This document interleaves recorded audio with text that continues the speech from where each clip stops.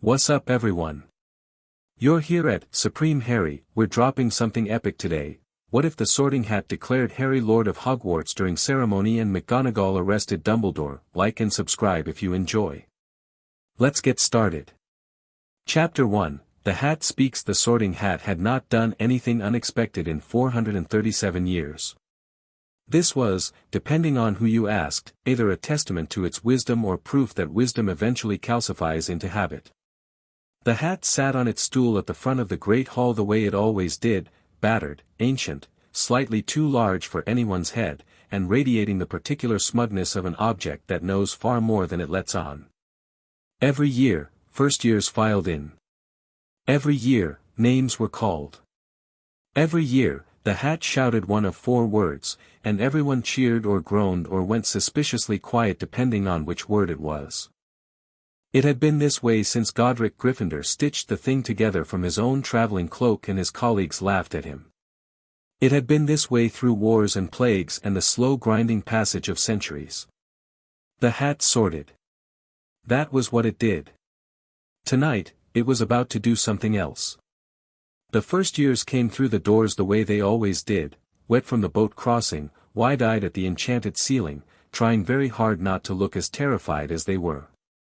Harry walked with them and felt none of the wonder the others seemed to feel. He was too busy trying to remember how to breathe normally.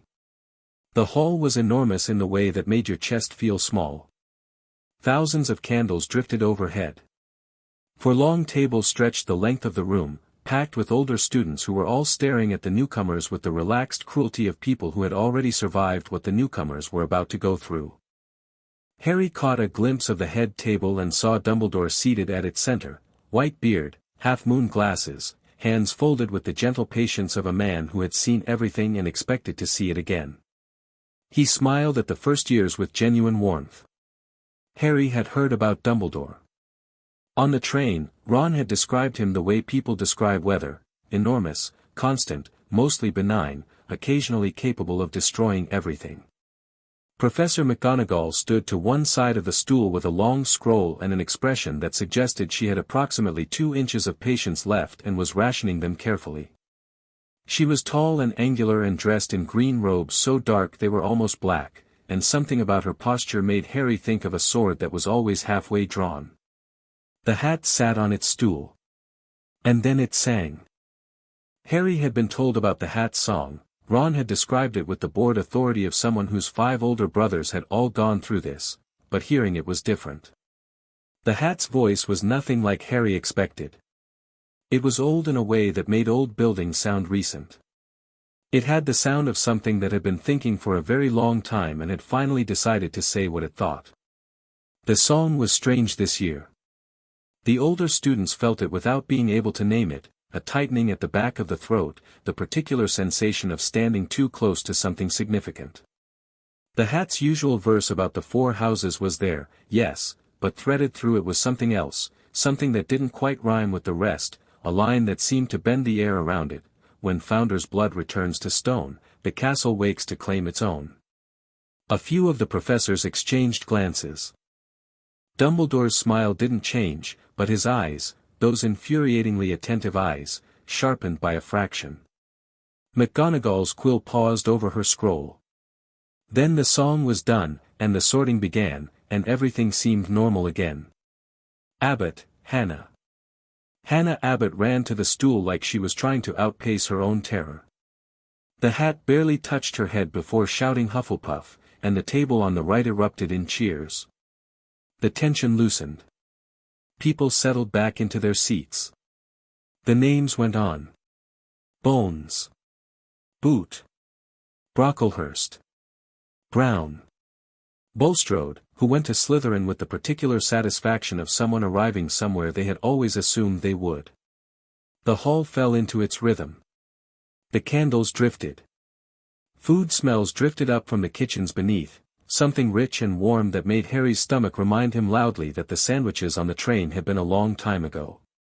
He barely noticed the other names. He was watching the hat. It sat on each head and thought, and the thinking had a quality to it tonight, a weight, a deliberateness, that Harry couldn't explain but couldn't stop feeling.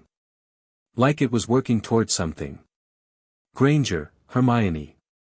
The girl who had been muttering spells under her breath since the boats walked to the stool with the focus of someone taking an exam.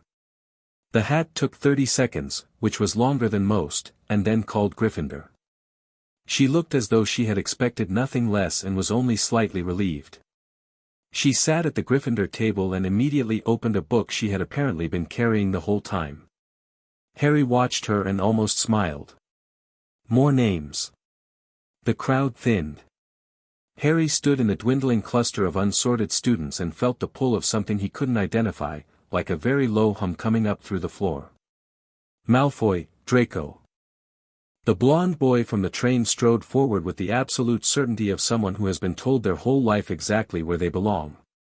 He sat on the stool. The hat hadn't fully settled on his head before it called Slytherin. Malfoy stood, smoothed his robes, and walked to the Slytherin table as though he had just won something. Which, Harry supposed, in his own mind, he had. The Slytherin table clapped with restrained approval. Lucius Malfoy, seated in the upper gallery where certain special guests had been invited to observe the sorting, a tradition Dumbledore had quietly allowed for decades, watched his son take his seat with a slight, satisfied nod. He was a tall man, Lucius Malfoy, with long white blonde hair and the kind of face that had been handsome once and had since rearranged itself into something that communicated authority instead. He watched the sorting with the attention of a man reading a contract, looking for clauses. Neville Longbottom. The round-faced boy who had lost his toad 3 times already that evening somehow lost his footing on the way to the stool. He caught himself, made it, and sat down. The hat took nearly 4 minutes. The hall grew uncomfortable in that particular way it does when someone is taking longer than expected at something, and Neville's face went through several shades of red before the hat finally shouted Gryffindor. Neville's exhale was audible from 3 tables away. More names. Harry's feet felt strange, slightly too solid against the floor, like the stone was paying attention to him. He told himself he was imagining it. Potter, Harry. The hall went quiet so completely and so suddenly it was like a sound in itself. Harry felt the stares the way you feel sunlight, all over, all at once, impossible to ignore. He walked to the stool and sat down and tried to look like he did this sort of thing regularly. The hat dropped over his eyes and the great hall disappeared. In its place was something else. Not darkness. Not exactly. More like the inside of a thought, vast and humming and threaded with light that came from no particular direction. And then a voice, not in his ears but somewhere closer than that, somewhere behind his eyes. Well. The hat sounded nothing like it had during its song. The singing voice had been theatrical, performative. This voice was the real thing, ancient and precise and currently experiencing something adjacent to astonishment. I've been waiting, it said. For a very long time. I didn't actually know if you would come. I'm here for sorting, Harry thought back. He wasn't sure how, but it seemed to work. Yes, the hat said. That's what they all think they're here for. It was quiet for a moment, and the quality of the silence felt like pages turning, like something reading through everything he was and had been and might become. Harry didn't fight it. He'd been inspected by adults his whole life, assessed and found wanting or found troublesome or found confusing, and he'd learned a long time ago that the inspection ended faster if you just let it happen. Remarkable, the hat said softly. Not impressed sounding. More like a craftsman examining a joint and finding it seamless. Both lines intact. I didn't think both lines could survive. What lines? Your mother's blood, the hat said. You know she was Muggle-born, yes. That's what they told you. What they didn't tell you, what Dumbledore has known for 20 years and chosen not to share, is that Muggle-born is a simplification. What your mother was, Harry, was a resurgence. A very rare thing. Her particular magical signature carries the convergent echo of all 4 founders. A pause. Your father carries the Gryffindor line directly. Your mother carried the rest. Together, what does that mean? Harry asked. It means, the hat said, with the distinct tone of something that has been waiting 437 years to say a sentence, that you are the heir of Hogwarts. All 4 lines. The first since the castle was built. And under the Charter of Founders' Sovereignty, a law so old the Ministry has forgotten it exists, that makes you something very specific. The humming through the floor. He hadn't been imagining it. I'm 11, Harry thought. Yes, said the hat. And the castle doesn't care. Magic doesn't negotiate. You asked me what lines. Those are the lines. The castle has been waiting for you since the night your parents died. Possibly before. What are you going to do? What I was made to do, the hat said, with something that might have been satisfaction. Sort you correctly. The light behind Harry's eyes went very bright. The hat's voice, when it came, was not the voice it used for houses. It was deeper than that. Old enough to make the walls vibrate with recognition, because the walls knew this voice, had been built to respond to it, and had been waiting just as long. The Sorting Hat declared, in a voice that was heard not just by the ears of every person in the Great Hall but by the stones themselves, Lord of Hogwarts. The silence that followed was not like the silence when Harry's name was called. That silence had been anticipation. This one was something heavier, the silence of a room full of people whose understanding of the world had just been rearranged without their consent. Then the castle moved. It was subtle, and it was enormous, and both of those things were true simultaneously. A deep, resonant vibration moved through the floor and up through every wall and into every beam of the vaulted ceiling, and every candle in the great hall flared gold for exactly 3 seconds before returning to normal. The enchanted ceiling, which had been showing a clear autumn night, blazed momentarily with something else, 4 symbols, one for each house, overlapping into a single crest that had never been seen before because it had never existed before, and then faded back to stars. Several professors gripped the edges of the head table. Dumbledore stood up slowly. Harry took the hat off his head and held it in both hands and looked out at the hall. Every face was turned toward him. Some of them were confused. Some were alarmed. Some were already calculating. At the Slytherin table, Draco Malfoy's expression had cycled through several emotions very quickly and arrived somewhere Harry couldn't quite read. At the Gryffindor table, a red-haired girl Harry didn't know yet pressed her hands over her mouth. At the gallery, Lucius Malfoy had gone very, very still. Harry set the hat back on the stool. He had no idea what he was supposed to do. He'd been told you went to your house table after sorting. There was no table for Lord of Hogwarts. That table did not exist, which felt like a significant oversight in retrospect. He was still standing there, deciding, when Minerva McGonagall stepped forward. She had the scroll in one hand and she lowered it, slowly, with the care of someone setting down something she had been carrying for a very long time. Her face was, not calm. That wasn't the right word. Resolved.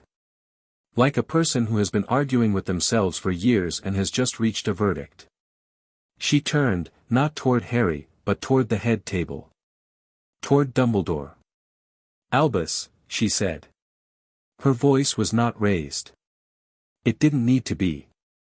The hall was so quiet that a normal speaking voice fell on it like a stone on glass. Dumbledore looked at her with that expression he had, the one that was gentle and tired and faintly sad, the one that said, I understand your concerns, I have considered everything you are about to say, and I have already made peace with the necessity of whatever I have done. It was a very effective expression. It had worked on her for 30 years. Minerva, he said, warmly. I am invoking Article 14 of the Charter of Founders' Sovereignty, McGonagall said. Under the emergency authority granted to the Deputy Headmistress of Hogwarts in the event that the headmaster has willfully concealed material information regarding the heir of Hogwarts, I am placing you under institutional arrest pending review by the Board of Governors. The hall erupted. Not in the dramatic way of cheering or screaming. In the particular way of 300 people all trying to have a different conversation at the same time, while sitting very close together, while also trying to watch what was happening at the front of the room. The noise was enormous and chaotic and deeply human, shock and confusion and the specific thrill of witnessing something absolutely unprecedented. Dumbledore looked at McGonagall for a long moment. "Minerva," he said again, with a quality in his voice that had worked on her every time he'd used it before, the weight of history, the suggestion of greater context, the gentle implication that she was reacting rather than thinking. McGonagall met his eyes. Her jaw was set. "You knew," she said. "You knew what Lily Evans carried. You knew what it meant. You've known since James and Lily died that Harry carried all 4 bloodlines, and you," she stopped, collected herself with visible effort, "you placed him with the Dursleys and told no one. You let this castle run under emergency protocols for 10 years. You let the founder's wards deteriorate because the heir was living in a cupboard under some stairs in Surrey." The hall had gone quiet again. At the phrase "cupboard under some stairs," Harry saw heads turn toward him, a new kind of attention, something between horror and pity that he liked even less than the original staring. "The situation was complex," Dumbledore began. "The situation was a child," McGonagall said. "The situation is still a child, and he is standing in his own castle having been told by the Hat what you should have told him before he ever set foot on the Hogwarts Express. So I am invoking Article 14, and if you have any respect left for the law that you have always claimed to uphold, you will go to your office and you will wait." Dumbledore was quiet for a moment. He looked, not defeated. Not angry. He looked like a man doing a great deal of thinking very quickly, and not enjoying what he was finding. Then he looked, past McGonagall, at Harry. "We will speak soon," he said. "Not a threat. An intention." "You'll speak when Mr. Potter decides he wants to speak to you," McGonagall said flatly. "Not before." Something moved through Dumbledore's expression, something very old and very complicated that Harry couldn't name. Then the headmaster straightened his robes, and he walked, unhurried, out of the great hall through the side door near the head table. 2 of the enchanted suits of armor in the corridor outside, which had stood empty for decades, stepped into motion and flanked him as he walked. The castle was already enforcing it. Harry watched the door close behind Dumbledore and felt the vibration in the floor again, steadier now, like a heartbeat settling. McGonagall turned to face the hall. She took a breath. "The sorting will continue," she said, with the specific authority of a woman who has just arrested the most powerful wizard in Britain and would like very much to proceed in an orderly fashion. "Thomas, Dean." The hall was motionless for exactly 2 seconds. Then Dean Thomas, who had been standing in the remaining cluster of unsorted students with an expression of pure bewilderment, walked to the stool and sat down. "Gryffindor," the Hat said, more quickly than usual, as though it too was interested in getting back to business. Harry was still standing at the front of the hall. McGonagall glanced at him briefly, the glance of someone with 17 tasks and the determination to do all of them, and said, quietly, "You may sit anywhere you choose, Mr. Potter. You'll find a seat at the head table has been added." Harry looked at the head table. A chair had appeared at its center, not the large ornate throne-style seat that the headmaster usually occupied, which was now conspicuously empty, but something simpler. Would that was somehow all 4 colors at once, which shouldn't have been possible but was, because Hogwarts was done pretending. He walked to it. He sat down. He felt the hall watching him and didn't look up. He stared at the empty plate in front of him and focused on breathing normally. Ron Weasley, who was sorted into Gryffindor 40 seconds later, sat down at the Gryffindor table and immediately leaned over to the nearest person and said, loudly enough that half the table could hear, "Did that actually just happen?" He received several wide-eyed nods in response. The sorting finished. McGonagall rolled her scroll. "Before the feast begins," she said, looking out at the hall, "I will say this once. What occurred tonight is ancient, lawful, and not subject to debate. If you have questions, they can be directed to me during office hours, which are Wednesday and Friday mornings. If the prophet comes sniffing around your common rooms, you are to tell them nothing, because what they will print will be wrong, and wrong information is considerably more dangerous than silence." She paused. Enjoy your meals. Food appeared. The reaction was immediate and instinctive. 400 students who had been holding their breath suddenly remembered they were also very hungry, and the tension fractured along the natural fault lines of appetite. Conversations erupted everywhere, buzzing and frantic, but people were eating, which was something. Harry looked at the food in front of him and didn't touch it. Professor Flitwick, seated 2 chairs to Harry's left, cleared his throat gently. He was a very small man with a very cheerful face, and at the moment he looked like someone trying very hard to appear calm in the middle of a great deal of circumstances. "Ah, are you familiar with the selection? There's shepherd's pie, which is quite good. The roast chicken is also, Professor," Harry said. "Yes. What actually happens now?" Flitwick seemed to genuinely consider the question. "Well," he said, after a moment, "from a purely procedural standpoint, you are the sovereign authority of this institution. The castle recognizes you. The charter, which I will confess I have not read in perhaps 30 years, establishes a set of governing rights and responsibilities that, what does that mean practically?" Harry asked. Not rudely. He just wanted to understand the actual shape of it. "It means," Flitwick said, with the honesty of a man deciding that dancing around things was no longer helpful, "that you have legal authority over this school that supersedes the headmaster. Over the Board of Governors. Over, in certain specific magical matters, the ministry itself." He paused. "It also means you are 11 years old and you've been dealing with quite a lot this evening." "Yes," Harry agreed. Flitwick looked at him with an expression that was partly professional assessment and partly something more personal. "The castle trusts you," he said quietly. "That's not nothing. The castle is not easily impressed." Harry looked down at the table. The wood grain of the chair he was sitting in felt warm, not warm like a warm day, warm like intention, like something glad to have weight in it again. The feast went on around him. He ate, eventually. The shepherd's pie was, in fact, quite good. Across the hall, he caught Hermione Granger's eye. She was watching him with the focused attention of someone constructing a theory in real time. When she saw him looking, she didn't look away. She gave him a small, precise nod, not deferential, not odd, just acknowledging. Like she was saying, "Yes, I'm paying attention, we'll talk about this properly when there's time." Harry found he was glad for that. At the Slytherin table, Draco Malfoy was doing something that looked like pretending to talk to Crabbe but was actually watching Harry. Not with the sneering superiority Harry had seen on the train.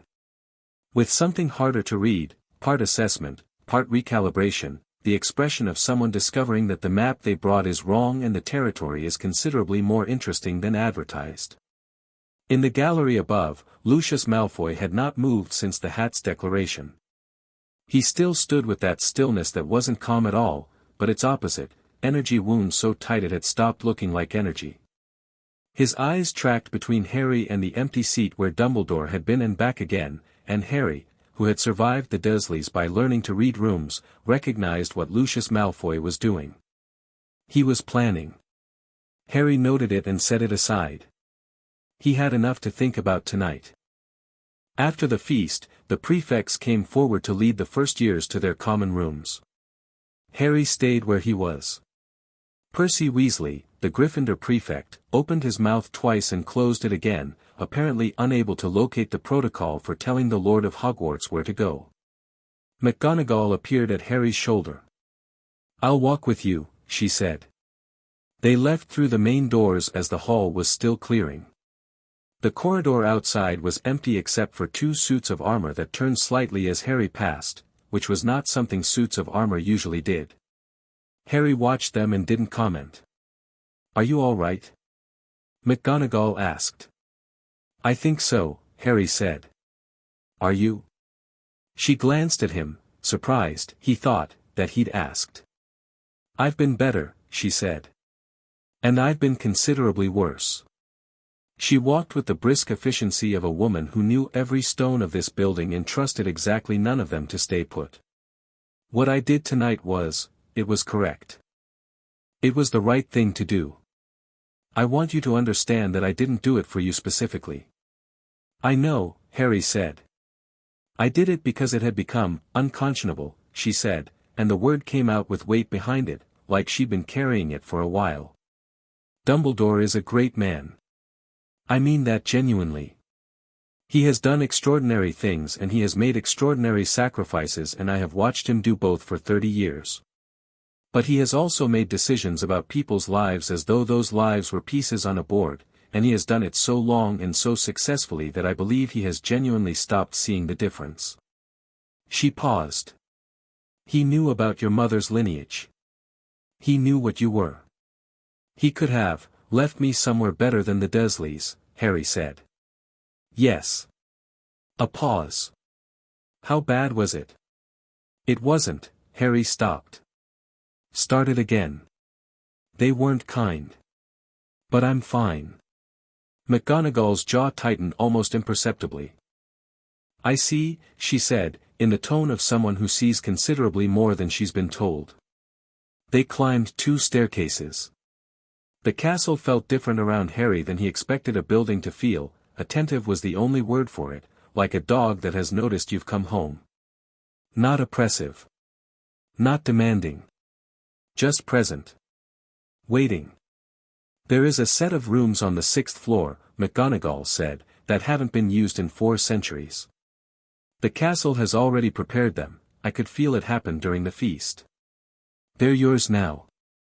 Formally. The Founder's Suite. She hesitated. They may be somewhat overwhelming.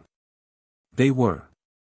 The door was plain oak from the outside, tucked into a corridor that Harry suspected didn't show on the Marauder's map because the Marauder's map hadn't known the rooms were there to include. It opened at Harry's approach without him touching it. Inside was a study, a bedroom, a library whose shelves were stocked with books that appeared to have materialized specifically in the last 2 hours, and a fireplace that blazed green without anyone lighting it and then shifted to amber when Harry stepped through the door, as though it had been trying both colors and was settling on the one it preferred. The ceiling was painted with the night sky, but it was a different sky than the great halls, older, the stars in their positions from 1,000 years ago. Harry stood in the middle of the study and looked around at all of it. Mr. Potter, McGonagall said, from the doorway. Harry, he said. If that's all right. She looked at him. Her expression shifted, just slightly, the professional edges softening by a fraction of a degree. Harry, she said. I want you to understand something. The next few days are going to be considerable. There will be owls from the ministry. There will be owls from the Board of Governors. Lucius Malfoy specifically will not be pleased, and Lucius Malfoy's displeasure has historically come with consequences. She paused. Dumbledore's allies will not all be persuaded by the law. Some of them will, Professor, Harry said. She stopped. I grew up in a house where I wasn't wanted, Harry said, and I made myself as small as possible for 10 years because it seemed like the smart thing to do. He looked at the room around him, at the castle that had been waiting for him, at the chair that had appeared at the head table, at the armor that had turned in the corridor. I don't think being small is going to work anymore. McGonagall looked at him for a long moment. No, she said quietly. I don't think it is. She turned to leave, then paused in the doorway. There will be a meeting tomorrow morning. 7 o'clock. Myself, Flitwick, Sprout, Vector, teachers who have read the charter and are prepared to act within its framework. It would be appropriate for you to attend. She considered. It will be in your castle. We'll come to you. All right, Harry said. She left. Harry stood alone in the room the castle had given him and listened to the building settle around him, all those stones and beams and walls, all that accumulated history, all those years of magic soaked into the mortar, and for the first time in his life he didn't feel like he was somewhere he wasn't supposed to be. The fire crackled and shifted toward gold. Somewhere 2 floors below, an owl arrived at Dumbledore's sealed office with a letter from Lucius Malfoy. The enchantment on the door, the castle's enchantment, not Dumbledore's, held. The letter sat in the mail slot and waited. Somewhere in the dungeons, Professor Quirrell's hands were shaking. Somewhere in the Gryffindor common room, Hermione Granger had already located a copy of the Hogwarts Charter, an annotated history in the library, and was reading it with an expression that alternated between fascination and outrage. Somewhere in the darkness between stars, something ancient stirred and noted, with the peculiar interest of things that do not easily feel interest, that the chessboard had just changed. And in the Founder's Suite on the 6th floor of Hogwarts School of Witchcraft and Wizardry, Harry Potter, 11 years old, heir of 4 bloodlines, lord of the oldest magical institution in Britain, sat down in a chair that had been waiting 1,000 years for him, and stared at the fire, and thought. He had a meeting at 7. He should probably sleep. He didn't, for a while. But when he did, the castle kept watch. Chapter 2, The Weight of Walls. Harry woke up knowing where he was. That was new. At the Dursleys, the first 3 seconds of every morning were a small private mercy, that half-breath of nothing before memory arrived and reminded him exactly what his life was. Here, he opened his eyes and the room was right there, solid and warm and already lit by morning sun coming through windows that hadn't been opened in 400 years, and he knew immediately that the night before had actually happened. The fire had burned down to embers. The 1,000-year-old sky on the ceiling had shifted to show the early morning, not a painted imitation but the real position of stars fading into dawn, accurate to the minute. Harry lay on his back and watched the last of them disappear into blue and thought about what he was going to say at 7 o'clock. He didn't know any of those teachers. Not really. He'd seen McGonagall for 2 minutes the day before Diagon Alley, when she'd handed him his Hogwarts letter and explained the supply list with the efficient warmth of someone who has given the same speech 1,000 times and still means it. He'd seen Flitwick at the feast. Sprout and Vector were names on a class schedule. They were going to come to him. That thought had a particular shape to it, not comfortable, not uncomfortable. More like the feeling of a door opening onto something you couldn't quite see yet. He got up, found that the wardrobe was stocked. The castle had apparently also been paying attention to the fact that he owned approximately 4 things, none of which fit properly, and that the bathroom had a shower with water that seemed to know what temperature you wanted before you touched the tap. He dressed in his actual clothes, not the Hogwarts robes, because the meeting was before classes and he'd rather wear his own things when he could. He was standing at the window looking down at the grounds, still misty at this hour, the lake a flat grey sheet, the forest dark beyond the edge of the grass, when someone knocked on his door. He hadn't told anyone where his rooms were. He hadn't known himself until McGonagall walked him there. "Come in," he said. Hermione Granger came in carrying a book, which Harry was beginning to understand was her natural state of being. She had a second book tucked under her arm and the expression of someone who had been awake since 5 and did not consider this unusual. "I found the rooms from the charter description," she said, by way of explanation. "The door is on the 6th floor left of the tapestry of Barnabas the Barmy, and the charter says it responds to anyone the Lord recognizes as an ally, so I knocked because I wasn't sure if." "How long have you been up?" Harry asked. "Since 5. I found this last night." She held up the book, the Hogwarts Charter, an annotated history, thick and old and bristling with paper markers she'd apparently added in the last 8 hours. "You need to read the first 4 chapters before your meeting. Specifically chapters 2 and 3. There are powers in here you haven't been told about and you should know them before anyone starts explaining things to you, because people explaining things to you when you don't already know them is how you end up nodding along with a plan you haven't agreed to." Harry looked at her for a moment. "You're very direct," he said. "It saves time," she said. "Do you want the book or not?" "Yes," Harry said.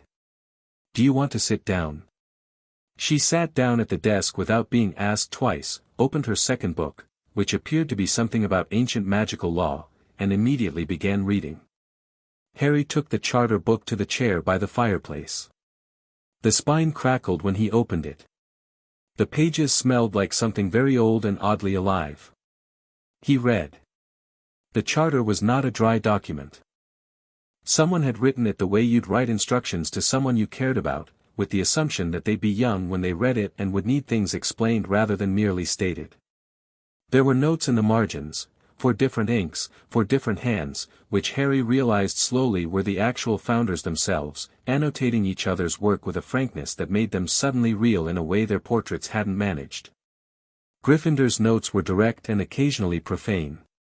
Slytherin's were precise and ice-cold and sometimes, Harry noticed, quietly right in ways that made Gryffindor's responses in the margins sound defensive. Ravenclaw and Hufflepuff seemed to have served as the sensible middle ground for a partnership that was clearly always one argument from dissolving. The governing powers were extraordinary. Harry read them twice to make sure he understood.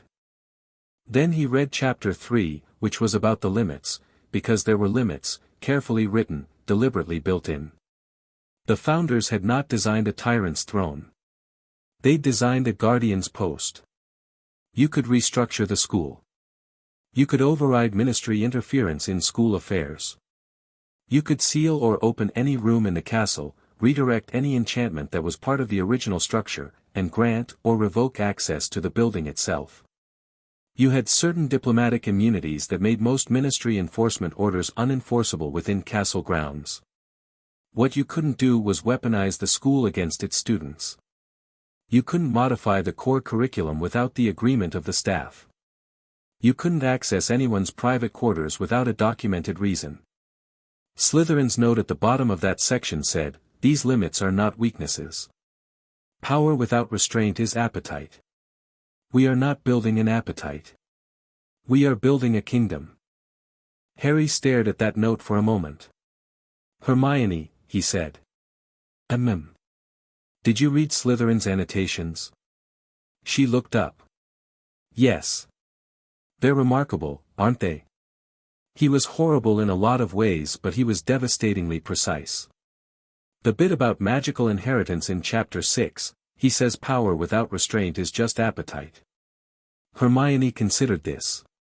"He also said Muggleborns were an abomination, so I'd weight his insights accordingly. But yes, that specific line is, yes." She went back to her book. "He built better than he lived." They read in silence for 20 minutes. Harry wasn't sure when Ron arrived except that at some point there was a knocking that was louder and less certain than Hermione's had been, and then Ron was in the room holding 2 pieces of toast and wearing the expression of someone who has had approximately 6 hours of sleep and several hundred thoughts and isn't sure which order to think them in. "Hermione said you'd probably be here," Harry said. "She told you?" "She slid a note under my dormitory door at 5:30, Ron said. "I want you to know I think that's completely mad. I also want you to know I think last night was the most mental thing I've ever seen, which is saying something because I've got 6 people in my family and Fred and George exist." He handed Harry one of the pieces of toast.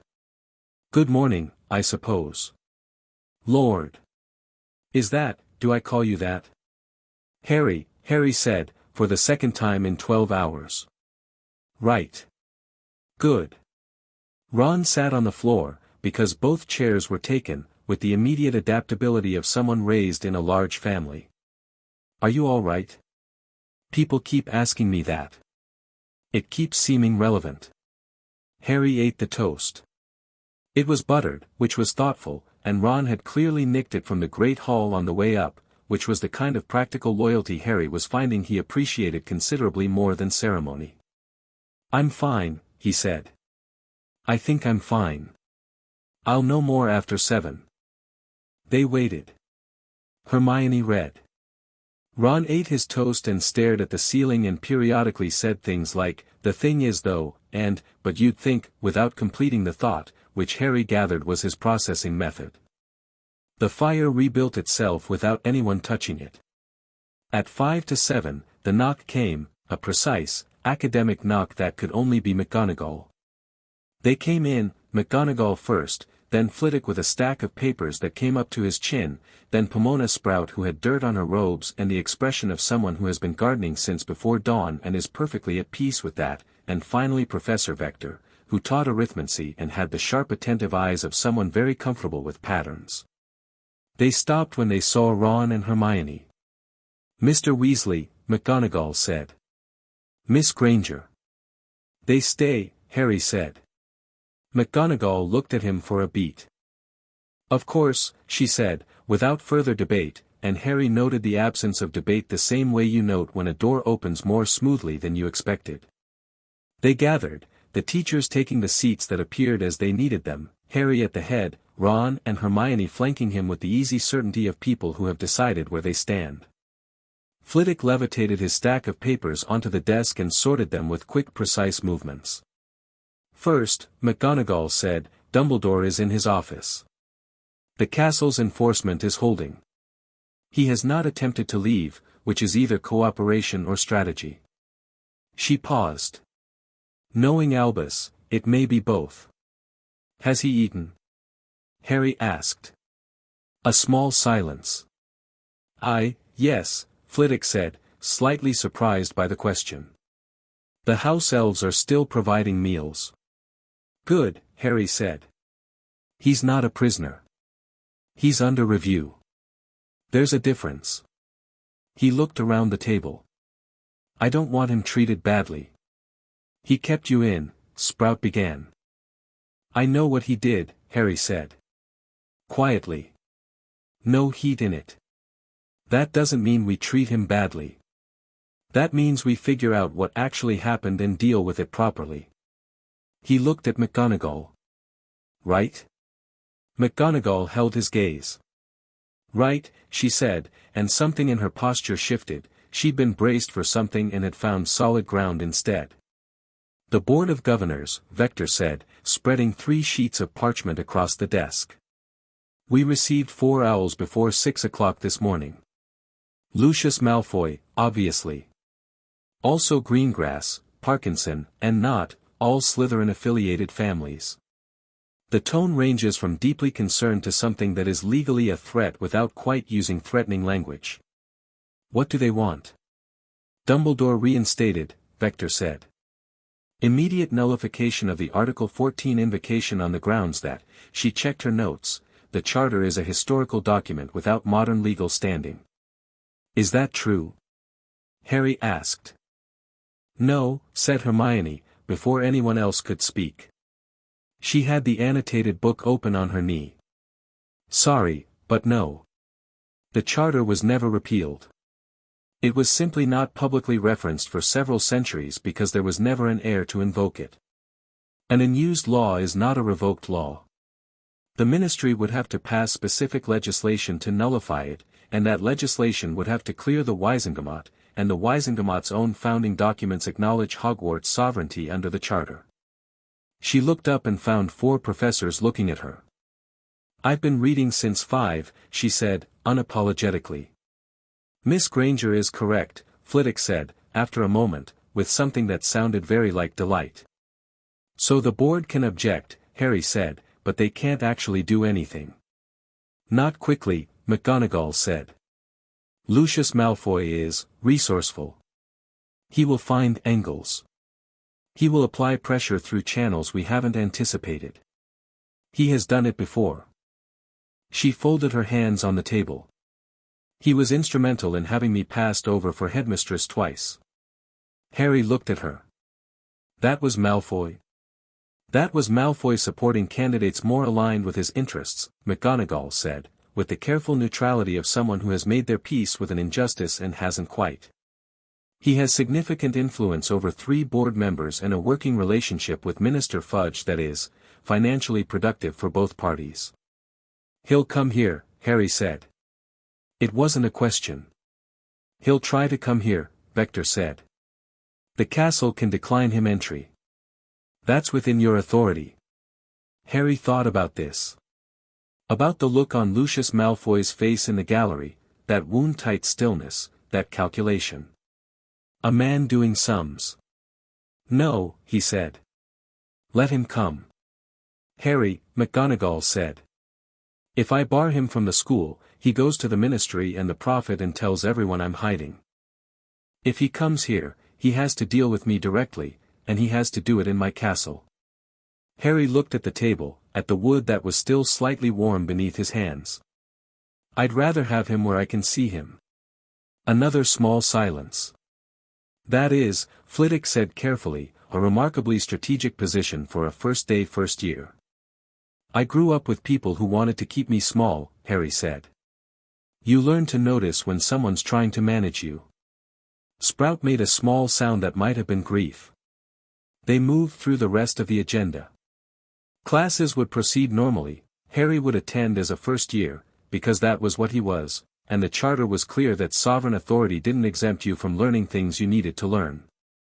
The staff who had been called to the meeting had all consulted the charter independently and were prepared to operate within its framework.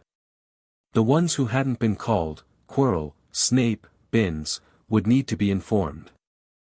Snape, Harry said. Will be difficult, McGonagall said, with the brevity of someone summarizing a longer story. He was loyal to Dumbledore. He is loyal to Dumbledore, McGonagall said. And Severus's loyalty, when it operates, is not a moderate thing. She paused. He is also brilliant, deeply unpleasant, and not a person you can ignore. He is head of Slytherin and Potions Master, and he will make his objections known loudly and in creative ways if he believes this is an overreach. What do you think I should do about him? Harry asked. I think, McGonagall said, slowly, that Severus Snape has been performing penance for 20 years for something I will not discuss in detail, and that if you approach him with respect and no expectation of warmth, you will find he is manageable. He was a spy during the war. He can be civil when he decides it serves the right ends. I'll talk to him, Harry said. He may not be kind about, that's fine, Harry said. I've met people who weren't kind. I kept going. Sprout actually smiled at that, not a pitying smile, but something more like recognition. She had the warm solidity of a person who has spent most of their life doing genuinely useful things and is at peace with it. You should come by the greenhouses sometime, she said. Not for lessons. Just, it helps. Working with your hands. Especially when everything's complicated. I'd like that, Harry said, and meant it. The meeting broke up at 7:45. Flitwick lingered to leave several of his papers, annotated, color-coded, with tiny precise notes in handwriting that managed to be readable despite being roughly a millimeter tall. Sprout patted Harry on the shoulder with a hand that smelled like loam and left muddy fingerprints on his shoulder, and Harry found he didn't mind at all. When they were alone again, Harry, Ron, Hermione, Ron let out a long breath. Right, he said. So. Classes. Classes, Harry agreed. You're the lord of the oldest magical school in Britain, and we've got Transfiguration at 9. Yes.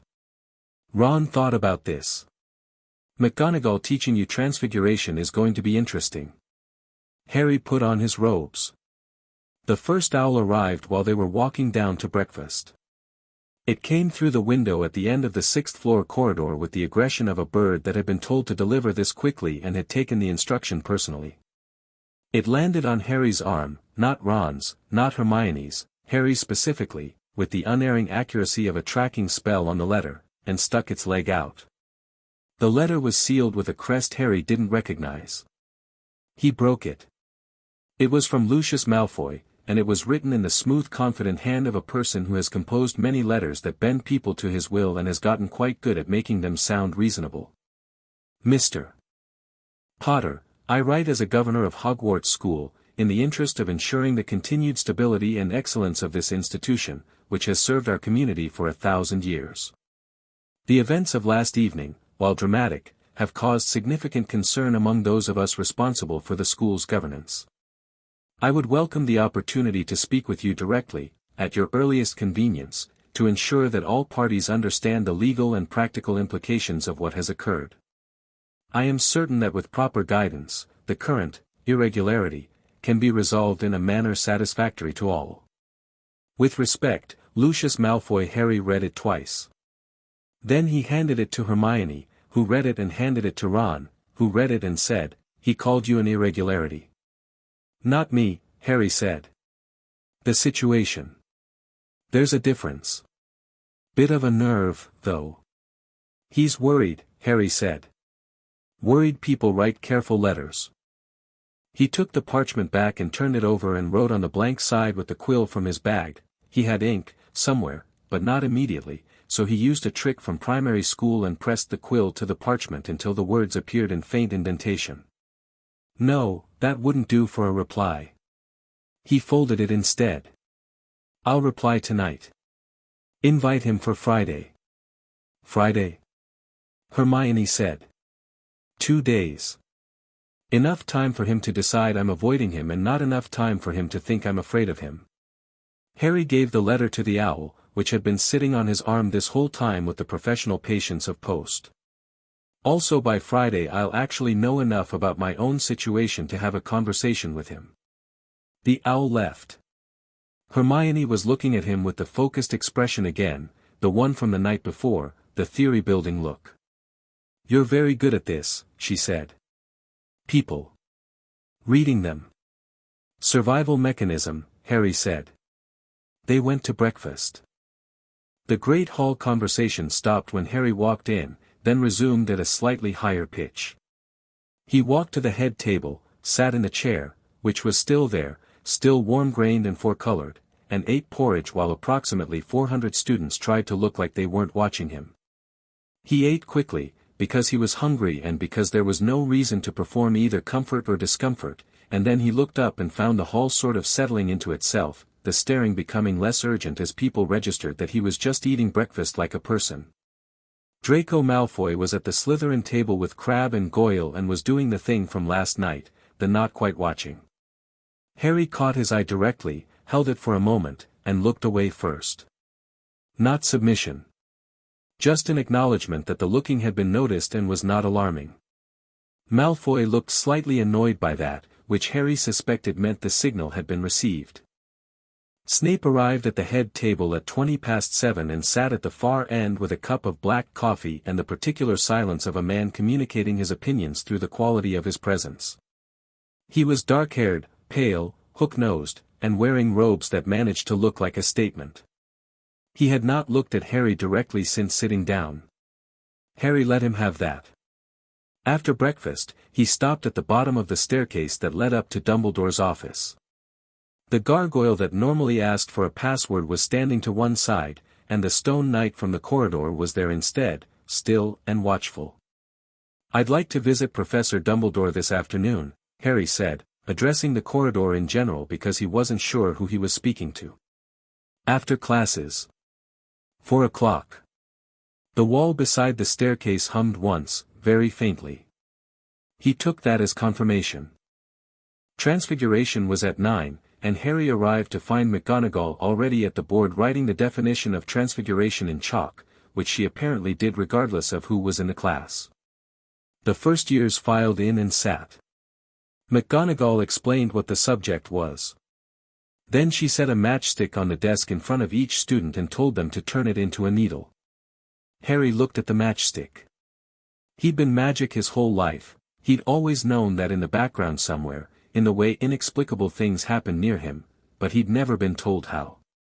He pointed his wand at the matchstick the way he'd been shown during the practical demonstration on the train by a fifth-year prefect and thought about needles, the thin sharp specific silverness of them, and the matchstick shivered and went silver and thin and he picked it up and it was a needle. He set it down. McGonagall was already looking at him. She crossed to his desk, examined the needle, and said, "Good. Focus on the head, the eye of the needle. You've got the shape but not quite the details." She moved on without ceremony and Harry made the needle's eye appear and she gave it a brief approving glance from 3 desks away without breaking her commentary to the rest of the class. Hermione had her needle in approximately the same time Harry had his. Ron was working at it with the focused determination of someone who will not accept failure as an option even if their matchstick is being unreasonably stubborn.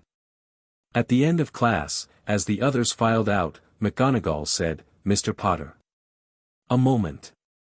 Harry waited. She closed the classroom door. "I received a letter from Cornelius Fudge this morning," she said. "He will be arriving Thursday. Not Friday. He apparently does not wish to wait until Friday." A pause. "He is bringing 2 senior undersecretary staff and an improper use of magic official. He can't arrest me," Harry said. "No," McGonagall agreed. He cannot. The charter is clear.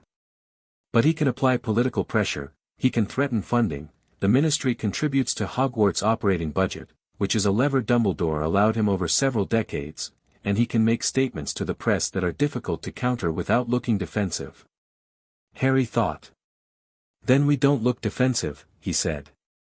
We make it an event. McGonagall raised an eyebrow. Fudge wants to come in quietly and have a private conversation and walk out saying whatever he likes. We make sure when he arrives on Thursday, the whole school knows he's here and knows why. He can't threaten funding in front of 400 students without it being reported accurately. McGonagall was quiet for a moment. That is quite ruthless for 9:30 on a Wednesday morning. I'll work on that, Harry said, and she almost smiled. He was almost out the door when she said his name. Harry. He turned. I want you to know, she said, with the particular difficulty of a person used to saying vulnerable things, that I should have done something sooner. Not the arrest, the whole of it. I knew things were wrong for years. I told myself Albus knew best. She stopped. Started again. I was complicit. Not in the way that has a name, but in the way of, not asking. Not pushing. I am sorry for that. Harry looked at her. She was standing very straight and her face was controlled, but her hands, he noticed, were pressed flat against her desk in the way of someone holding on to something for steadiness. I think, Harry said carefully, that a lot of people were in that position. I'm not angry about it. What I care about is what happens now. Yes, McGonagall said. So do I. He went to Charms, and then History of Magic, which was taught by a ghost named Professor Binns, who was apparently the only person in the building who hadn't heard what happened the night before because he was dead and the relevant information hadn't reached him through whatever channel the dead use. He taught his subject with the specific tedium of a man who experienced history as something that had happened to other people and was now over, and Harry wrote notes because he suspected the information mattered even if the delivery was borderline comatose. Hermione filled in the gaps during lunch, having apparently memorized the relevant sections of 3 textbooks already. Ron ate a very large sandwich and said, at one point, my mom is going to be completely unhinged when she hears about this, which had the ring of something someone says when they're genuinely uncertain whether they mean it as a complaint. At 4 o'clock, Harry went to Dumbledore's office. The Stone Knight stepped aside.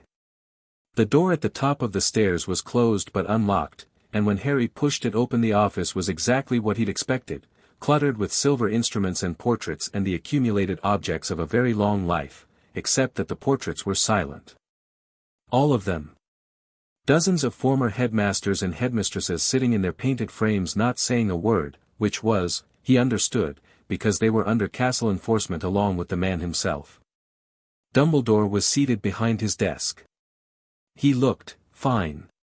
Not diminished the way Harry had half expected.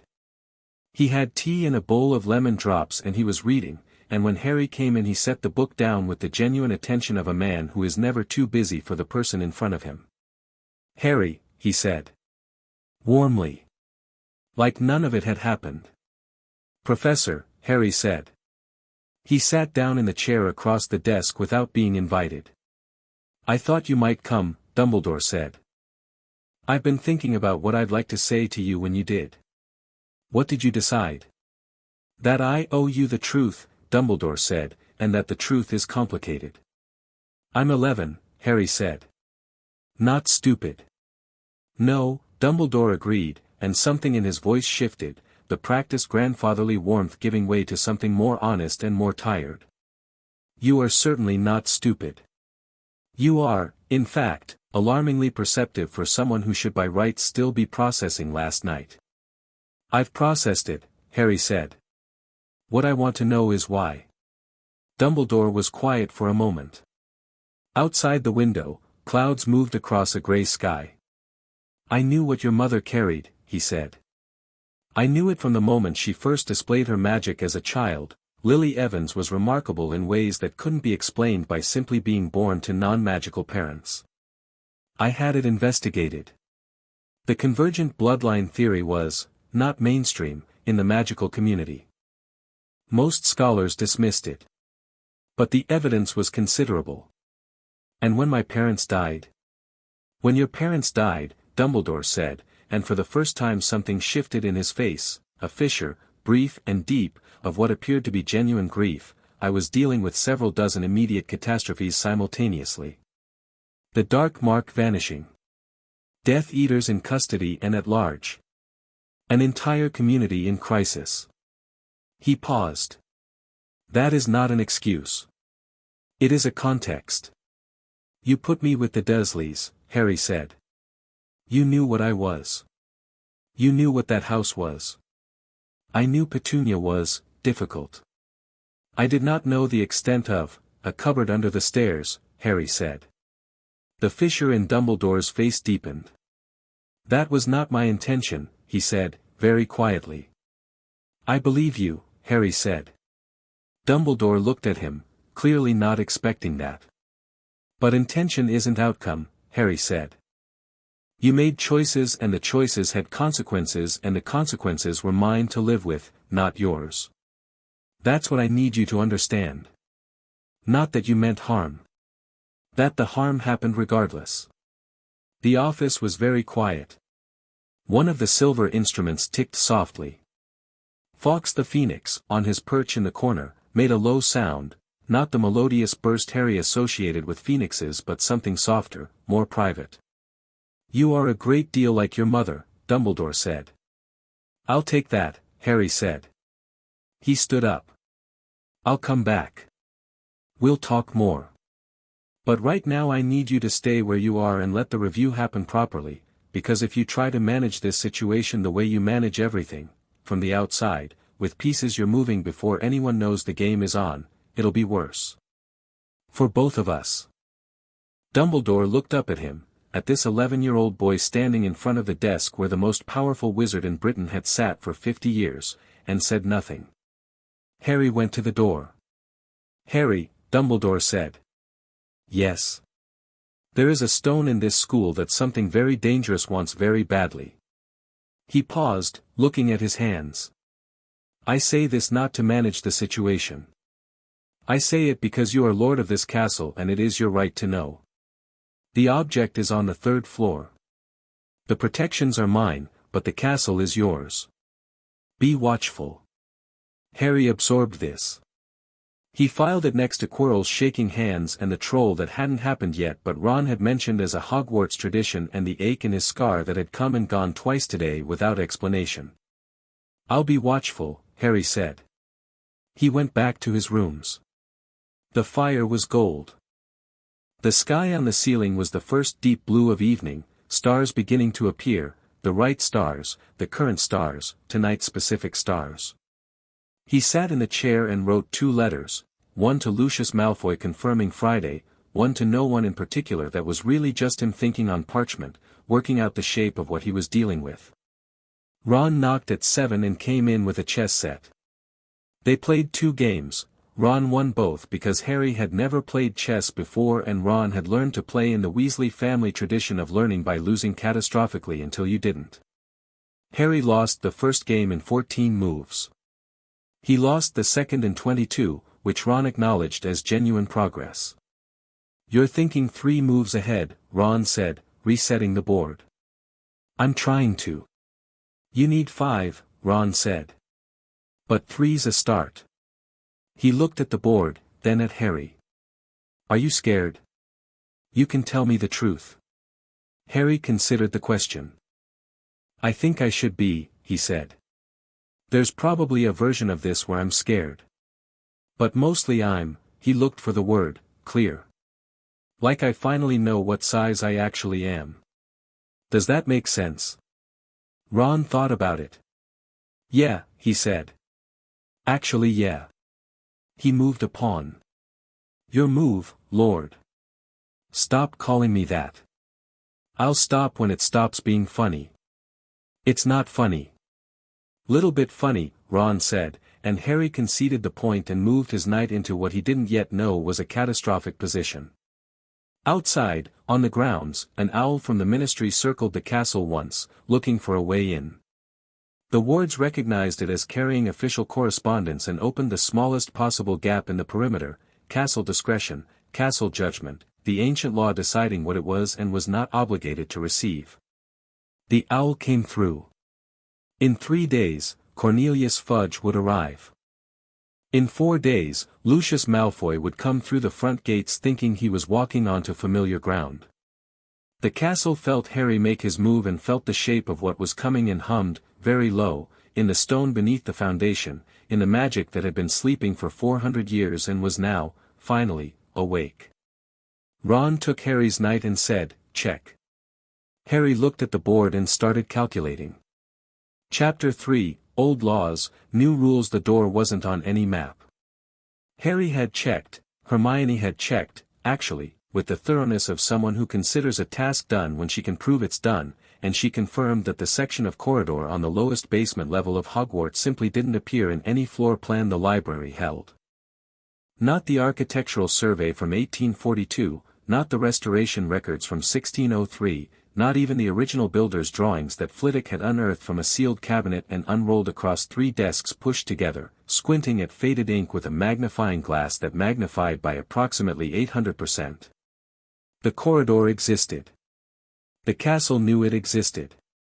Harry knew it existed because sometime around 2 in the morning on his second night, when sleep had declined to cooperate and his mind kept circling Dumbledore's warning about the stone and Quirrell's shaking hands and the letter from Lucius Malfoy sitting on his desk like a polite threat, the floor had hummed in a specific direction and Harry had gotten up and followed it. 3 floors down. Past the kitchens. Past a corridor that smelled like old copper. Down a staircase that felt older than the rest of the castle, the same way some trees feel older than the forest they're standing in. And then a wall that wasn't quite a wall, that looked like stone and read like stone but yielded to his hand the way a door yields when you push it with the right intention. Inside, a library. Not like the school library upstairs with its organized shelves and Madame Pants patrolling the aisles. This one was built into the natural shape of the cavern, shelves following the curve of the walls, books sitting at angles that should have been unstable and weren't, tables of dark wood with burns on them that looked like magical discharge rather than candles. 4 chairs, one at each compass point, worn smooth by centuries of use. The Founder's Library. Harry had stood in the doorway for a long moment, then gone in, sat down, and started reading. That had been at 2 in the morning. By the time the ceiling sky in his rooms had shifted to indicate dawn, he had covered 4 of the shelves and had a list of 12 things he needed to do and a considerably clearer picture of how much he didn't know. He'd also found the room's 5th occupant. The portrait was in a niche in the back wall, not on display but not hidden, the kind of thing you'd only see if you were already at the back of the library, which meant it was there for people who stayed long enough to reach it. 4 people in a single frame, painted with the directness of someone who painted things as they actually were rather than how subjects wanted to be depicted. He recognized them from the descriptions in the books. Godric Gryffindor was bigger than Harry expected, not tall, exactly, but substantial, the physical presence of someone who takes up the correct amount of space in the world and has no interest in taking up less. Helga Hufflepuff sat beside him, broad-faced and sharp-eyed, the expression of a woman who has heard every excuse and is waiting for you to stop making them. Rowena Ravenclaw stood at the back with the straight spine of a person who would rather think standing up. And Salazar Slytherin, Harry stared at him for a moment, was smaller than the others, elegant and precise, with a face that gave absolutely nothing away except intelligence. They'd been watching him since he came in. None of them had spoken. He hadn't spoken either. He went back to reading.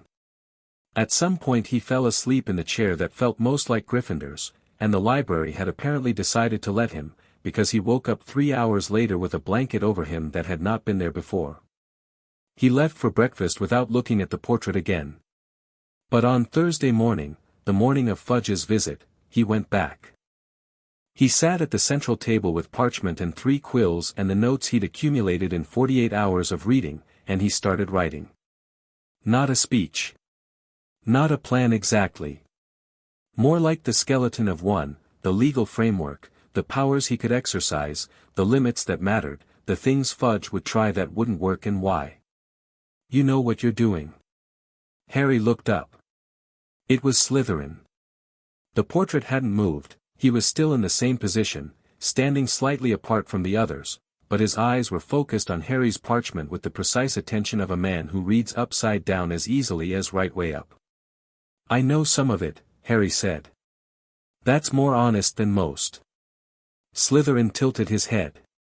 "You read the limit clauses twice. You were watching. There's very little else to do in a sealed library." A pause. "Most heirs, historically, in the 4 times we've had candidates come close, they read the powers first and extensively, and the limits briefly or not at all." He regarded Harry with something that wasn't warmth but wasn't its absence either. "Just attention. You read them with equal care. The limits are the part that makes the powers mean something," Harry said. Gryffindor made a sound that was somewhere between a laugh and a grunt of approval. "Told you," he said to the others, without looking at them. "You told us he had potential," Hufflepuff said, not looking up from some needlework that appeared to be magically perpetual, her hands always moving. "You didn't say anything about judgment." "He's 11, Ravenclaw said." Her voice was the quietest of the 4 and had the quality of a person who speaks rarely enough that it's worth listening when they do. "He shouldn't have judgment yet. It's interesting that he does." "It's circumstantial," Harry said. "I grew up having to figure people out quickly because the people I was around weren't safe to misread." A small silence in the portrait. "That is a very precise accounting of your own development," Ravenclaw said. Hermione said something like it first. "I'm just agreeing with it." Hufflepuff made a small sound that was definitely approval. Harry went back to his parchment. The founders let him work for 20 minutes without interruption, which he appreciated. The plan took shape, not an ambush, nothing dramatic, but a structure. Fudge would arrive thinking he was walking into an 11-year-old's chaos. Harry intended to make very sure the school looked exactly like what it was, functioning, lawful, and unimpressed by political theater. "The minister," Slytherin said eventually. "He'll try to delegitimize the legal basis first. Imply the charter is historical rather than operative." "I know," Harry said. "My friend already dealt with that. It's documented." "Then he'll try to frame you as vulnerable. A child who needs guidance. He'll offer protection, ministry oversight as a charitable gesture. I'll decline. He'll make it sound like declining is dangerous. Irresponsible. He'll suggest that a school without proper ministry guidance is unstable, a risk to students." Slytherin's voice was still even, still instructional. There was nothing malicious in it, Harry noticed. It was the voice of someone passing on craft. He's not stupid, whatever else he is. He knows he can't force anything today. So he'll plant the seed of doubt and tend it through the press. "So the press is the actual problem," Harry said. "The press is always the actual problem," Slytherin said, with the weary authority of someone who lived through the medieval equivalent of media warfare. "Then I need someone at the meeting who takes notes," Harry said. "Official notes. That then become part of the public castle record." He looked up. "Is there a mechanism for that in the charter? A meeting record that's legally the castle's documented account of events?" Ravenclaw moved, the first time she'd moved since he came in, and pointed to a shelf on the left wall. "Third shelf, 7th book, blue spine," she said. "Minutes of the Founders' Council. The recording mechanism is outlined in the introduction." Harry crossed to the shelf, found the book, and read the introduction standing up. The castle had a recording stone, a piece of crystal embedded in the wall of the great hall behind the head table that had been there since the building was built and that Dumbledore had apparently not known was active, or had not mentioned. It transcribed speech made within the hall in an official capacity and stored the record in a sealed charter document that the ministry couldn't request, alter, or seal without consent of the Lord or a full Wisengamot majority. Harry took the book back to the table and wrote for another 10 minutes. When he left the library, Gryffindor said, "Come back tonight," and it wasn't a request but it wasn't entirely a command either. It was the tone of someone extending something they don't offer easily. I will, Harry said. He emerged into the corridor 3 floors up, blinking in the morning light, and found Ron waiting for him with toast again, a pattern that was already establishing itself and that Harry was choosing to find deeply touching rather than monitoring. It's 7:30, Ron said, handing him the toast. Fudge arrives at 9. Hermione is doing something terrifying in the library, the actual library, the upstairs one. She's made a wall chart. Of what? Ministry legal precedents. Ron ate a piece of toast. She did it last night after dinner. I fell asleep at one point and when I woke up there were strings connecting different cards on the wall and she was looking at it like it had personally offended her. Does it hold up? Harry asked. I mean, I don't understand most of it. But she kept making little satisfied sounds while she was building it, so probably yes. They walked down to breakfast together, and the hall was different this morning, the atmosphere of a building that knew something was happening. The students had the particular energy of people waiting for a storm they can feel in the air, the older ones trying to seem casually curious and almost managing it, the first years reacting more honestly to the tension by being either very loud or very quiet.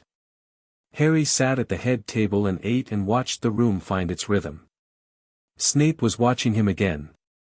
He'd been doing it since the first morning, not obviously, not in the staring way of the students, but with the controlled attentiveness of someone who is making a sustained assessment. Every time Harry looked in his direction, Snape would have already looked away, which meant he was very good at this or that Harry was slightly less good than he thought at catching people looking. Harry made a decision.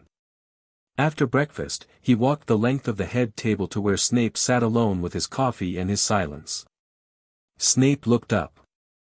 His expression did the thing Harry was learning to recognize, a very rapid series of micro-adjustments that ended in neutral. The default setting of a man who has survived things by not showing what he felt about them. Professor Snape, Harry said. I'd like to speak with you. Tonight if that's convenient. My rooms, or yours, your preference. Snape looked at him for a moment. You are 11 years old, he said. Yes, Harry agreed. The last time someone your age requested a meeting with me on their own initiative, they were attempting to negotiate extra credit for a potion they'd failed. I'm not negotiating for anything, Harry said. I'm asking if we can talk. Snape turned his coffee cup slightly. Your mother was the most naturally talented potioneer of her generation, he said, apparently at a tangent. His voice had no particular quality as he said it, not emotional, not pointed. Just stated. She could have been extraordinary. I know she was, Harry said. Something crossed Snape's face, too fast to name. 7 o'clock, he said. My office. Thank you, Harry said. He walked back down the table. Flitwick, who had witnessed the exchange from 3 chairs away, was doing an admirable job of appearing to be reading his Morning Post. Fudge arrived at 9 o'clock through the front gates with the particular bearing of a man who considers himself to be doing the castle a favor by showing up. He was shorter than Harry expected, not short, exactly, but somehow smaller than the idea of him, a man in lime green robes with a shiny badge that caught the light and hair that was trying harder than the rest of him. He had 2 people with him, a witch with a clipboard and an angular ministry official in grey who radiated the professional neutrality of someone paid to stand near power and not react to it. McGonagall met them at the doors. Harry was standing in the entrance hall. Fudge stopped when he saw him. Performed a rapid recalibration of expectations, Harry could see it happen, the prepared speech restructuring itself to account for an 11-year-old who was not, in fact, playing in the background somewhere and needing to be located. Ah, Fudge said. Mr. Potter. He extended a hand with practiced warmth, the handshake of a career politician, firm and brief and communicating absolutely nothing. Cornelius Fudge. Minister for Magic. I've heard, well, we've all heard the most remarkable things these past few days. Remarkable. He used the word the way people use it when they mean concerning. Minister, Harry said, shaking his hand. Thank you for coming. I've arranged for us to meet in the Great Hall. I thought it would be more comfortable than an office. Fudge blinked. He'd apparently expected to choose the venue. The Great Hall, he said. Certainly, certainly. Though a smaller space might be more conducive to frank discussion.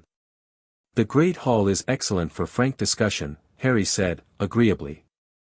It's also where the castle's recording stone is active, which means this conversation will be part of the official charter record. He smiled. Not aggressively. Just ordinarily. I thought that would be useful for both of us. The angular official in grey made a small sound. Fudge's warmth recalibrated again. Yes, he said. Of course. They walked to the Great Hall. Harry had asked McGonagall to keep students out until 10, but he hadn't sealed the gallery, and he'd mentioned to Hermione and Ron that the gallery would be unsealed. He hadn't asked them to tell anyone else. He trusted that telling them was sufficient. The gallery, when they arrived, had perhaps 30 students in it, 1st through 7th years, sitting quietly, watching. Several of them had parchment. Fudge noticed. Said nothing. Sat down at the table Harry indicated, a round table, which Harry had arranged deliberately, no head position, neutral geometry. The recording stone in the wall behind the head table was glowing very faintly blue.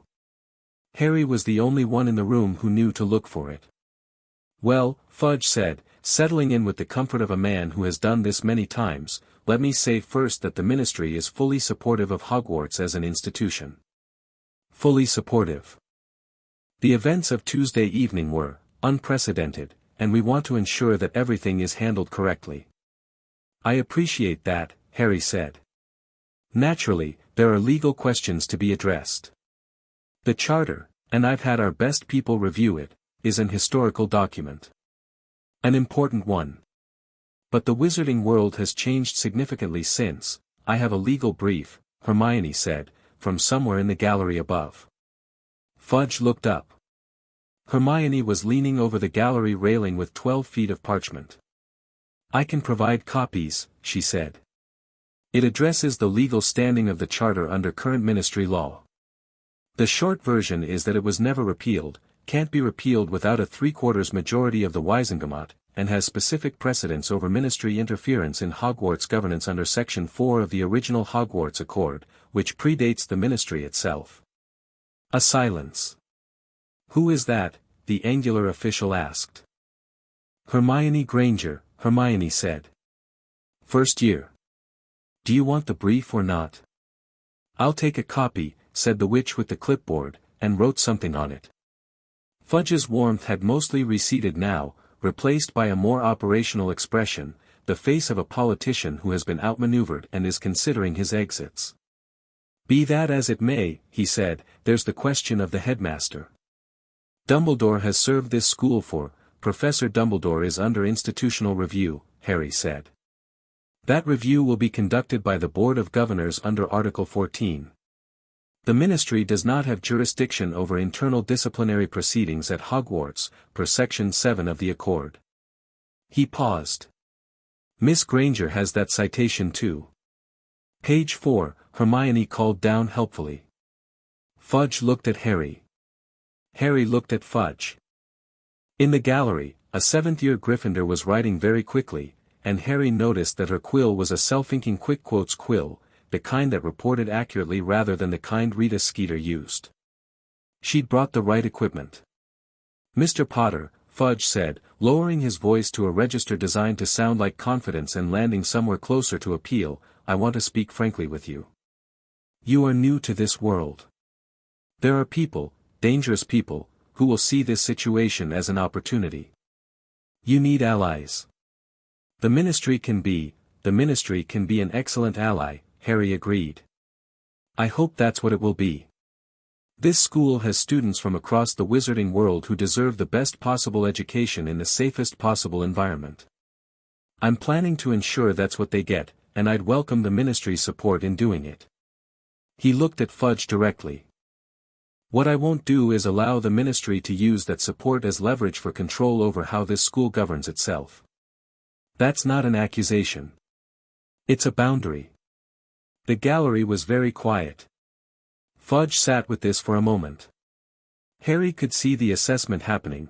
The man was not stupid, that was clear. He was simply operating from a playbook that had stopped applying from the moment Harry sat down and said recording stone. The funding question, Fudge said eventually, as though the question had just occurred to him, despite clearly having saved it. The ministry contribution to Hogwarts' operating budget, Harry said, represents 11% of the school's total expenditure. The founder's endowment covers the remaining 89. I've reviewed the accounts. He had, actually, the castle had made them available to him on Tuesday night, 500 years of financial records organized with the fastidiousness of people who understood that money was a language. We can survive without the 11%. I'd prefer not to, because it matters and because the precedent of a government cutting education funding over a governance dispute is ugly. But I want you to know I've done the arithmetic. Fudge looked like a man who had come to play chess and found someone already mid-game. I think, he said, we will need to continue this conversation through official channels. I'd welcome that, Harry said. The castle will make itself available. He stood, which made the meeting over without him having to say so, which was something he'd read about in one of the founder's books. He who rises first holds the door. Thank you for coming, Minister. I'll walk you out. He walked them out.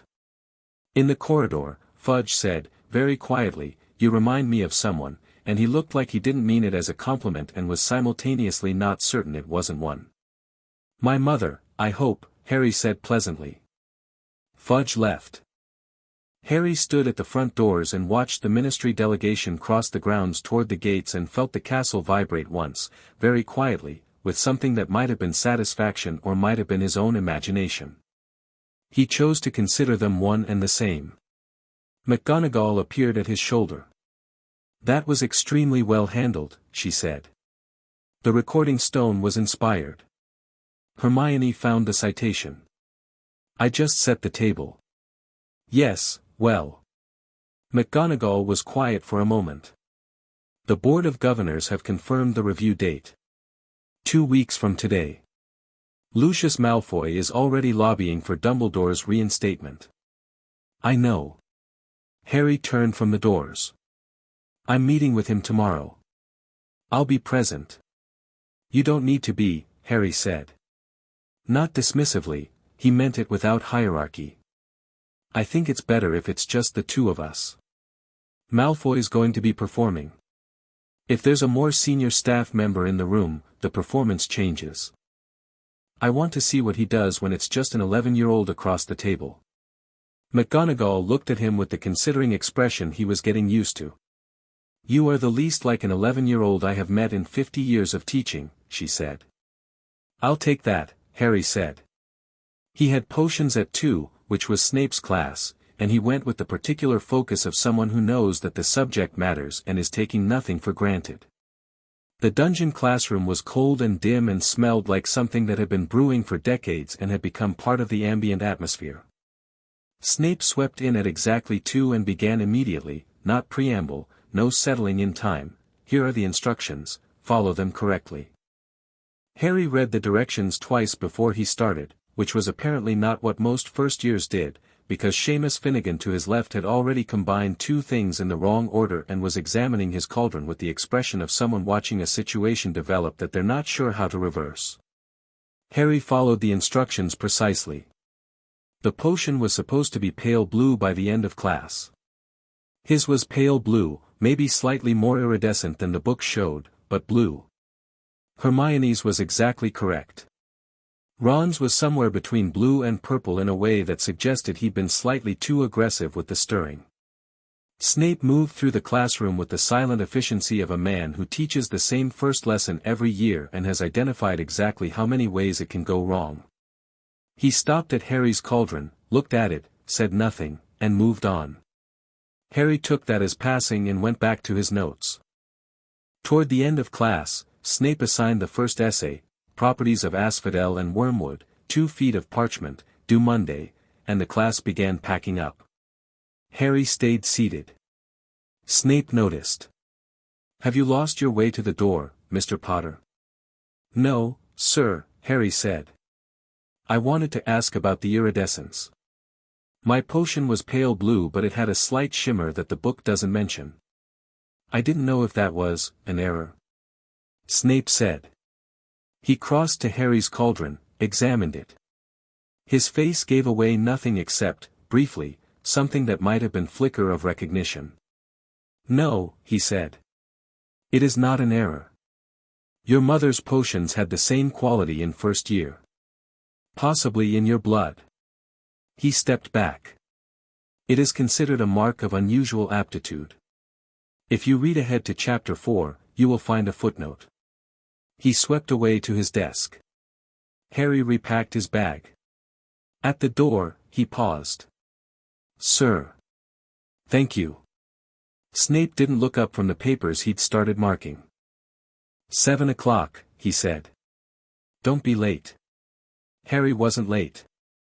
Snape's office was a room that told you everything about its occupant without meaning to, the meticulous organization of a person who has made order a defense mechanism, jars and bottles arranged by category and size, books in precise order, nothing decorative except a small framed piece of parchment on the far wall that Harry couldn't quite read from where he was sitting, but that appeared to be a handwritten letter. Snape sat across from him with his hands flat on the desk and looked at Harry with the expression of someone who has prepared for this conversation from several angles and is currently deciding which one to use. I will say what I have to say first, Snape said. Then you may say whatever you came here to say. All right, Harry said.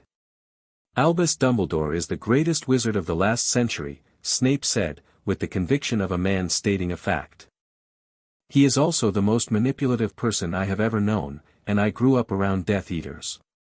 What McGonagall did was legally defensible. I have looked at the charter. I am not here to argue that. He paused. What I am here to say is that Dumbledore's motivations, whatever their method, have consistently been to protect this school and the people in it. Including you. Including your parents, in ways that failed but were genuine. I know, Harry said. Snape looked at him. You know, he repeated, like the word had come out wrong. I spoke with him, Harry said. Yesterday. I don't think he's evil. I think he made decisions that weren't his to make and got used to making them and couldn't stop. That's different from evil. Snape was quiet for a moment. Harry had the distinct sense of a script being discarded. What do you want from me? Snape said. I want you to keep doing your job, Harry said. Teach potions. Be head of Slytherin. Tell me when you think I'm wrong, you're going to, I can tell, and I'd rather you do it to my face than around me. He paused.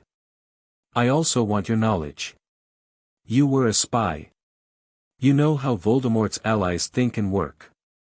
I don't think the war is over. The name landed. Snape's composure remained intact, but something behind his eyes went briefly somewhere else and came back.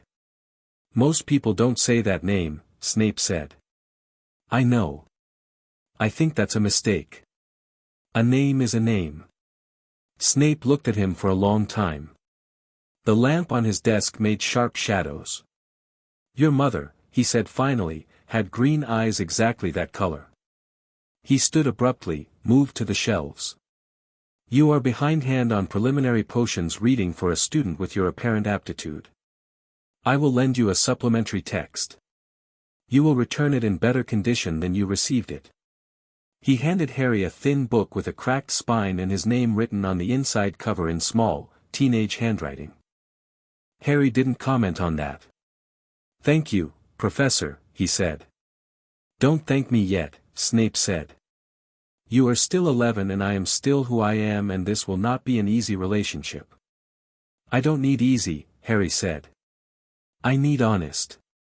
Snape said nothing to that, but he didn't look away, and Harry found the steadiness in his eyes, that old, tested, still standing steadiness, and decided it was enough to work with. He went back to the Founder's library after dinner, as Gryffindor had asked. The fire in there burned without a visible source, not magical, exactly, or not only magical, but the kind of warmth that comes from a place that has been lived in and remembered. He sat in the same chair. The founders watched him settle. The minister, Slytherin said. He left. He left, Harry agreed. He'll be back, Slytherin said. When Malfoy tells him what to try next. I know. Harry opened the book he'd brought down and found his page. I want to ask about the third floor. The stone, Ravenclaw said. Dumbledore told me it was there. That someone wanted it. The four of them exchanged a glance, the particular glance of people who have had the same conversation before and are deciding how much of it to repeat. The Philosopher's Stone, Ravenclaw said. Flamels. Dumbledore moved it here for safekeeping at the start of summer. The protections are layered, several staff members contributed enchantments. A reasonable system. She paused. What concerns me is not the protections. What concerns you? Harry asked. Why someone let it be known, Hufflepuff said, before Ravenclaw could answer. Her needlework had stopped. Dumbledore told you. He said dangerous and wants it badly. But he sat in a sealed office and told a child. Why? Harry turned that over. Because I'm the lord of this castle, he said slowly. And if something happens to the stone on my watch, that's leverage, Slytherin said. Or responsibility, Gryffindor said, with the rumble of someone who has disagreed with Slytherin's framing of things many times before. He might genuinely just want the boy to know. He might want both, Harry said. Responsibility and leverage. Dumbledore might not even know which one he means. Slytherin looked at him with something that was unmistakably respect, which sat strangely on a face so otherwise composed. You've met someone like him before, he said. Not a question. Harry thought about Vernon Dursley, not as a comparison to Dumbledore, but as the first person he'd had to learn to read correctly, to understand the difference between what they said and what they meant and what they needed. The skill transferring across decades and contexts to something much bigger. I've met a lot of people, Harry said. Everyone thinks they're the hero of their own story. Most of them actually are. It just stops mattering when the consequences fall on someone else. A long silence in the library. Read chapter 9 tonight, Ravenclaw said. The passages on the castle's ward architecture. There are layers on the third floor that are not Dumbledore's and not modern. If someone is trying to reach that stone, they will eventually encounter what was there before him. You should know what that is. Harry read chapter 9. He stayed in the library until past midnight, and when he finally climbed back up to his rooms his head was full of ward diagrams and legal precedent and the particular complicated weight of understanding something that had been hidden from him, not by malice, or not only by malice, but by the slow accumulation of adults deciding what children needed to know and erring toward less. He was done with less. He sat at his desk and wrote out everything he knew about the stone's location, the protections, the ward architecture, and what Quirrell's shaking hands and his aching scar might mean when placed next to each other. The parchment filled up. He read it back. The shape of it, the outline of something that was moving below the surface of the school year like a current below still water, became a degree clearer. Not clear enough. Not yet. He put the parchment in the locked drawer the castle had provided, a drawer that opened to his hand and no one else's, and went to bed. Tomorrow, Lucius Malfoy. He fell asleep thinking about chess, about what Ron had said, about 5 moves ahead, and the dream, when it came, was of a corridor where something flickered at the far end like a fire seen from a long distance, and the floor hummed beneath him with the steady reassurance of something very old that had decided, after a long wait, to trust. He slept through till morning. Chapter 4. The political storm. Lucius Malfoy arrived at 10 o'clock on a Friday morning like weather arriving, the kind that had been visible on the horizon for 2 days and was finally here, and you noticed it not because it announced itself but because everything got slightly quieter in its presence. Harry watched him cross the grounds from the window of the Founder's suite. Malfoy walked like a man who has never once in his life considered that a space might not want him in it. Long stride, cane that probably wasn't just a cane, robes that cost more than the Dursleys' car. A single aide followed 3 paces behind, young, efficient-looking, carrying a leather satchel with the posture of someone who has been told to be invisible and has gotten good at it. Harry turned from the window and finished his tea. He'd been up since 5 again. Not from anxiety, he'd noticed the difference in himself between anxious early waking and purposeful early waking, and this was the second kind.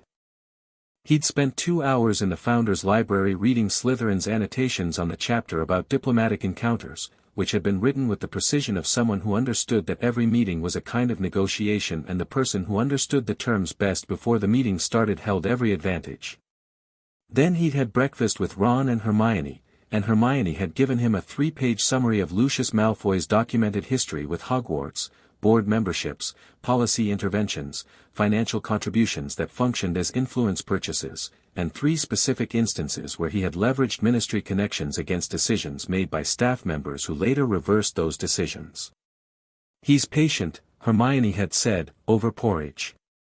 That's the thing. He doesn't push hard once and give up. He applies steady pressure until things bend. Steady pressure works on people who need to keep their positions, Harry had said. Ron had looked up from his eggs. You're saying it doesn't work on you because you can't be fired. I'm saying it works differently, Harry said. He'll know that. So he won't use the same tools. What tools will he use, then? Ron asked. Harry had thought about it. He'll try to seem reasonable, he'd said. He'll offer something real. That's the dangerous one, when someone offers you something you actually want, as a way of getting something you shouldn't give. Now the clock on the Founder's suite wall, which had appeared sometime during the week and showed not just the time but the status of various parts of the castle in a way Harry was still learning to read, showed 10 past 10. Malfoy would be with McGonagall by now, being offered tea in the entrance hall, being made to wait in a way that was courteous and made a point simultaneously. McGonagall was very good at that. Harry straightened his robes. He'd worn his Hogwarts ones today rather than his own clothes, because this was a formal meeting and he'd decided that Malfoy should see him as what he was rather than what he looked like when left to himself. 12 years old and in school uniform was 12 years old and in school uniform regardless of what title came after it, but the robes were the castle's, and the castle knew its own, and there was something in that worth asserting. He went down. He took the long route, through the corridor on the 4th floor that ran past 2 of the suits of armor he'd started thinking of as the castle's permanent security detail, down the wide staircase to the entrance hall. He arrived at the same moment as McGonagall, coming from the other direction with Malfoy at her side. Malfoy stopped when he saw Harry. The calculation happened behind his eyes so fast it was almost invisible. The prepared version of this meeting, the version where he came into a school in disarray and found a child who needed managing, receding and being replaced by something else. Harry was standing at the bottom of the stairs in his school robes with his hands in his pockets and his face perfectly open, the way a person looks when they're not hiding anything because they don't need to. "Mr. Potter," Malfoy said. His voice was smooth and warm and had the quality of water at a comfortable temperature. You could stand in it for a while before you noticed it was slowly pulling you somewhere. "Mr. Malfoy," Harry said. "Come through." He led them to the room he'd prepared, not the great hall, not an office, but a room on the ground floor that the castle had furnished since Wednesday, a meeting room, square table, 4 chairs, morning light through windows that looked out on the courtyard. A tea service on a side table. Plain and functional and entirely on Harry's ground. Malfoy's aide stopped at the door. Harry looked at him briefly, then at Malfoy. "He can wait outside," Harry said. "Or in the entrance hall.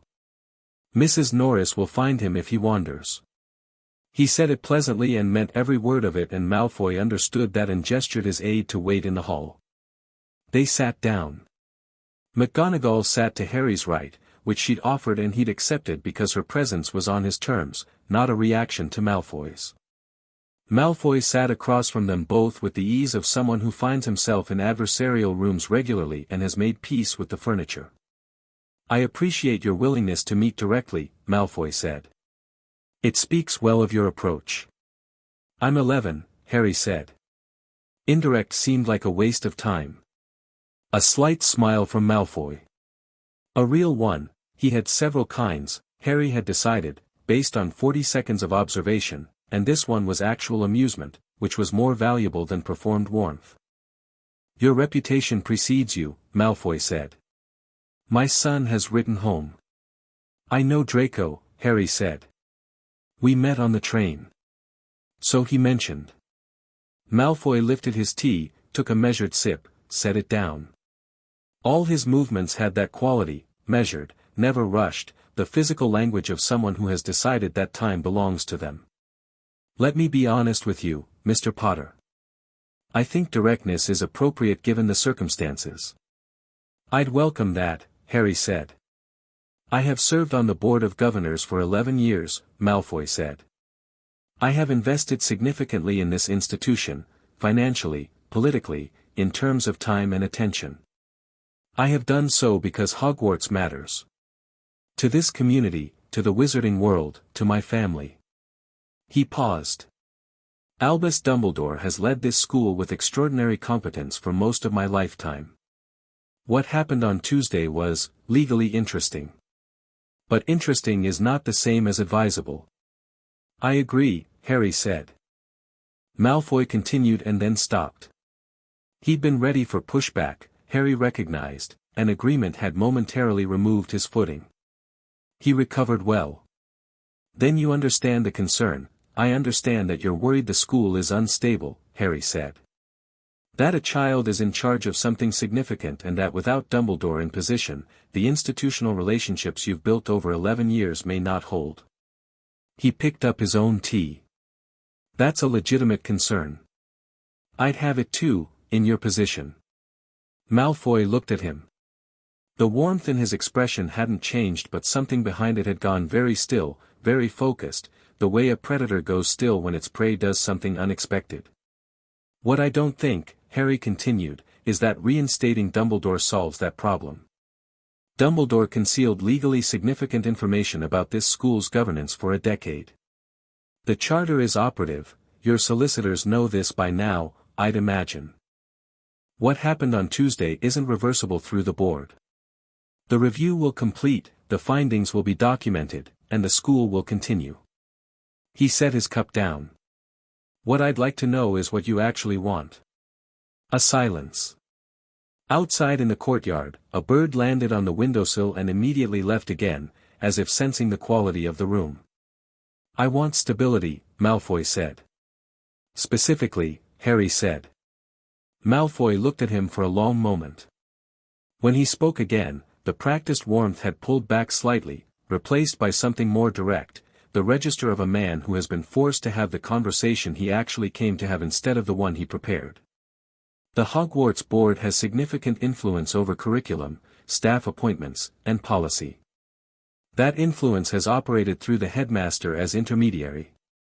With that position, effectively vacant, not vacant, McGonagall said. I am serving as acting headmistress under Article 14. Malfoy's eyes moved to her briefly.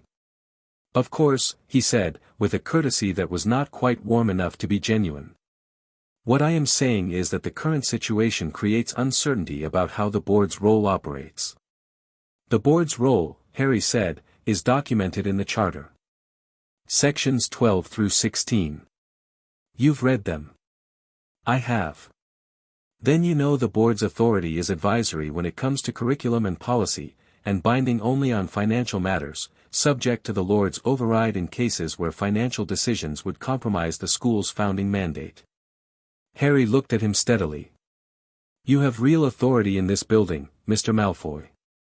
I have no interest in pretending you don't. What I won't do is allow that authority to exceed its documented scope.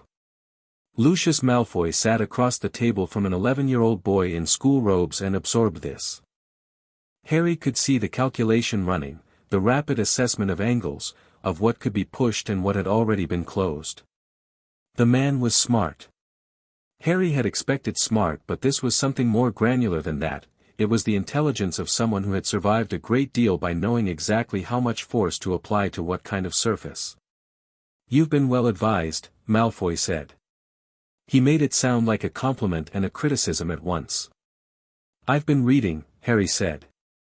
The Founder's Library, Malfoy said, and it wasn't a question, and the fact that he knew about it landed in the room with a small, specific weight. You know about it, Harry said. My family has had a long-standing interest in Hogwarts history, Malfoy said. The cane was leaning against his chair. His hand rested near it but not on it. There are documents in that library that have significant implications for certain families. The bloodline records, Harry said. He'd found them on Wednesday night, the Founder's genealogical texts, which tracked the lineage of every student who had ever passed through the school. An extraordinary document. An extraordinarily sensitive one. I've read them. Something shifted in Malfoy's composed face. Very small. A tightening around the eyes. Then you understand why certain families have an interest in ensuring those records remain appropriately managed. I understand, Harry said, that those records show several things that powerful people would prefer not be widely known. He let that sit for a moment.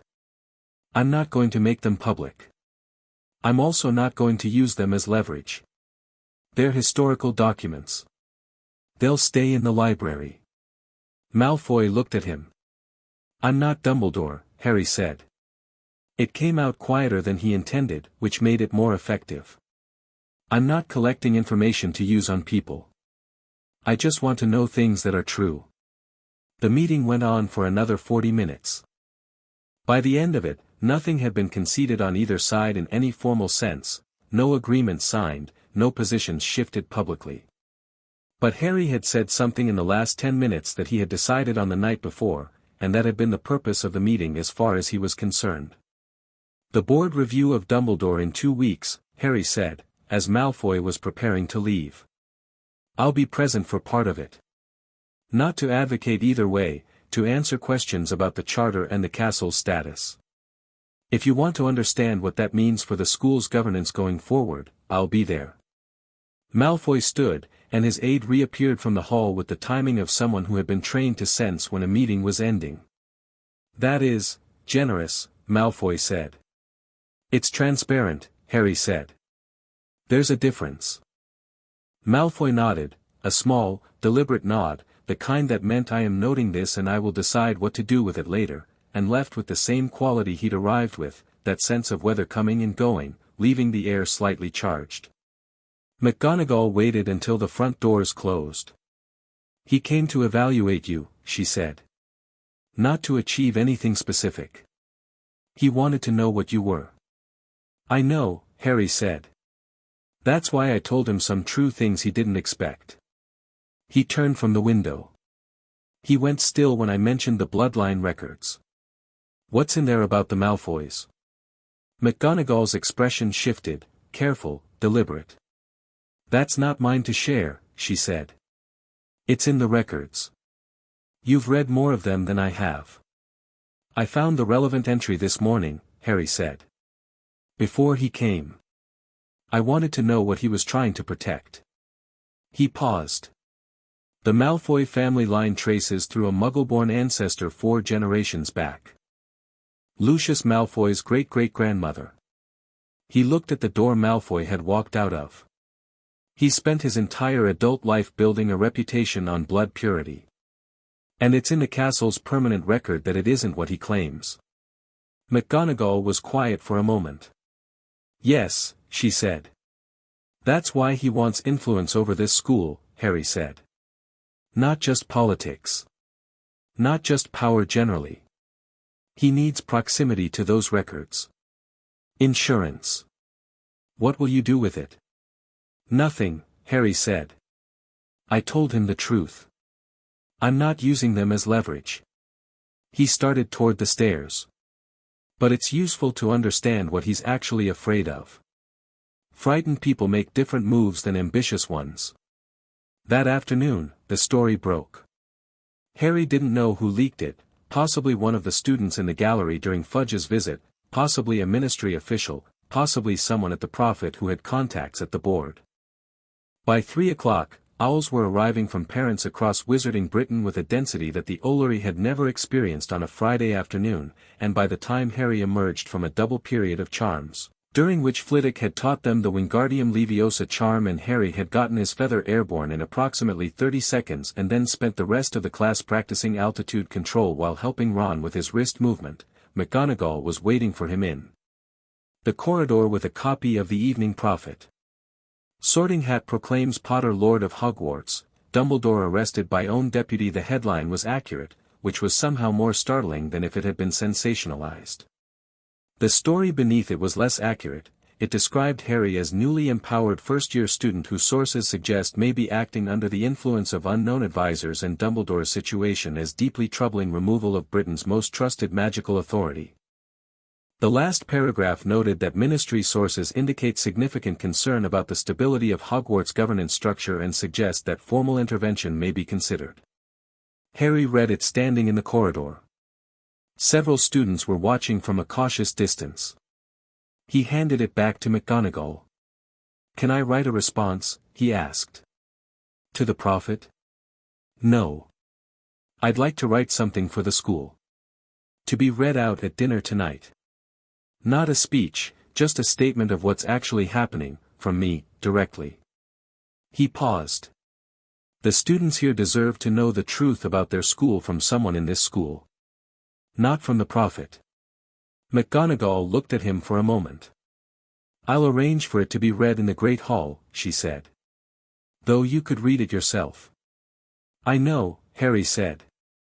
"I will." He wrote it during the hour before dinner in the Founder's Library, with Gryffindor occasionally commenting on his sentence construction in a way that was deeply unhelpful but oddly energizing. Slytherin made one suggestion about the closing paragraph that Harry used almost verbatim because it was correct and there was no point being territorial about correctness. At dinner, he stood at the head table with the parchment and 300 students went quiet in that same way they had on the first night, complete, immediate, the silence of people who understand that what they're about to hear actually matters. He didn't perform it. He just read it. "I know a lot of you have questions about what happened on Tuesday and what it means. I'll tell you what I know. The Sorting Hat invoked the Charter of Founders' Sovereignty, a law that's been part of this school since it was built. It means I have a specific responsibility to this castle and to everyone in it. Professor McGonagall enforced that law correctly. Professor Dumbledore is under review, not imprisoned, he's in his office, he's fine, and the review will happen properly with the Board of Governors. I'm not here to run this school from some throne. I'm here to make sure it works the way it was supposed to work, that it's safe, that it's fair, that it teaches you things worth knowing. I'm also 11 years old and in your classes and I don't know everything. I'm going to make mistakes. When I do, tell me. The castle belongs to all of us. The Prophet published a story today. Some of it was true. Some wasn't.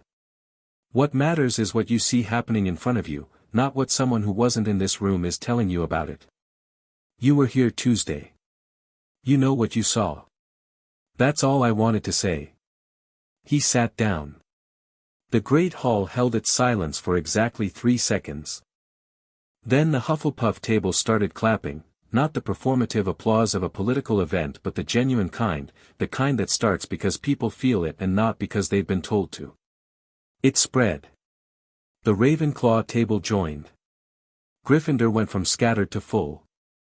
Even from the Slytherin table, not unified, not thunderous, but real, several people were clapping.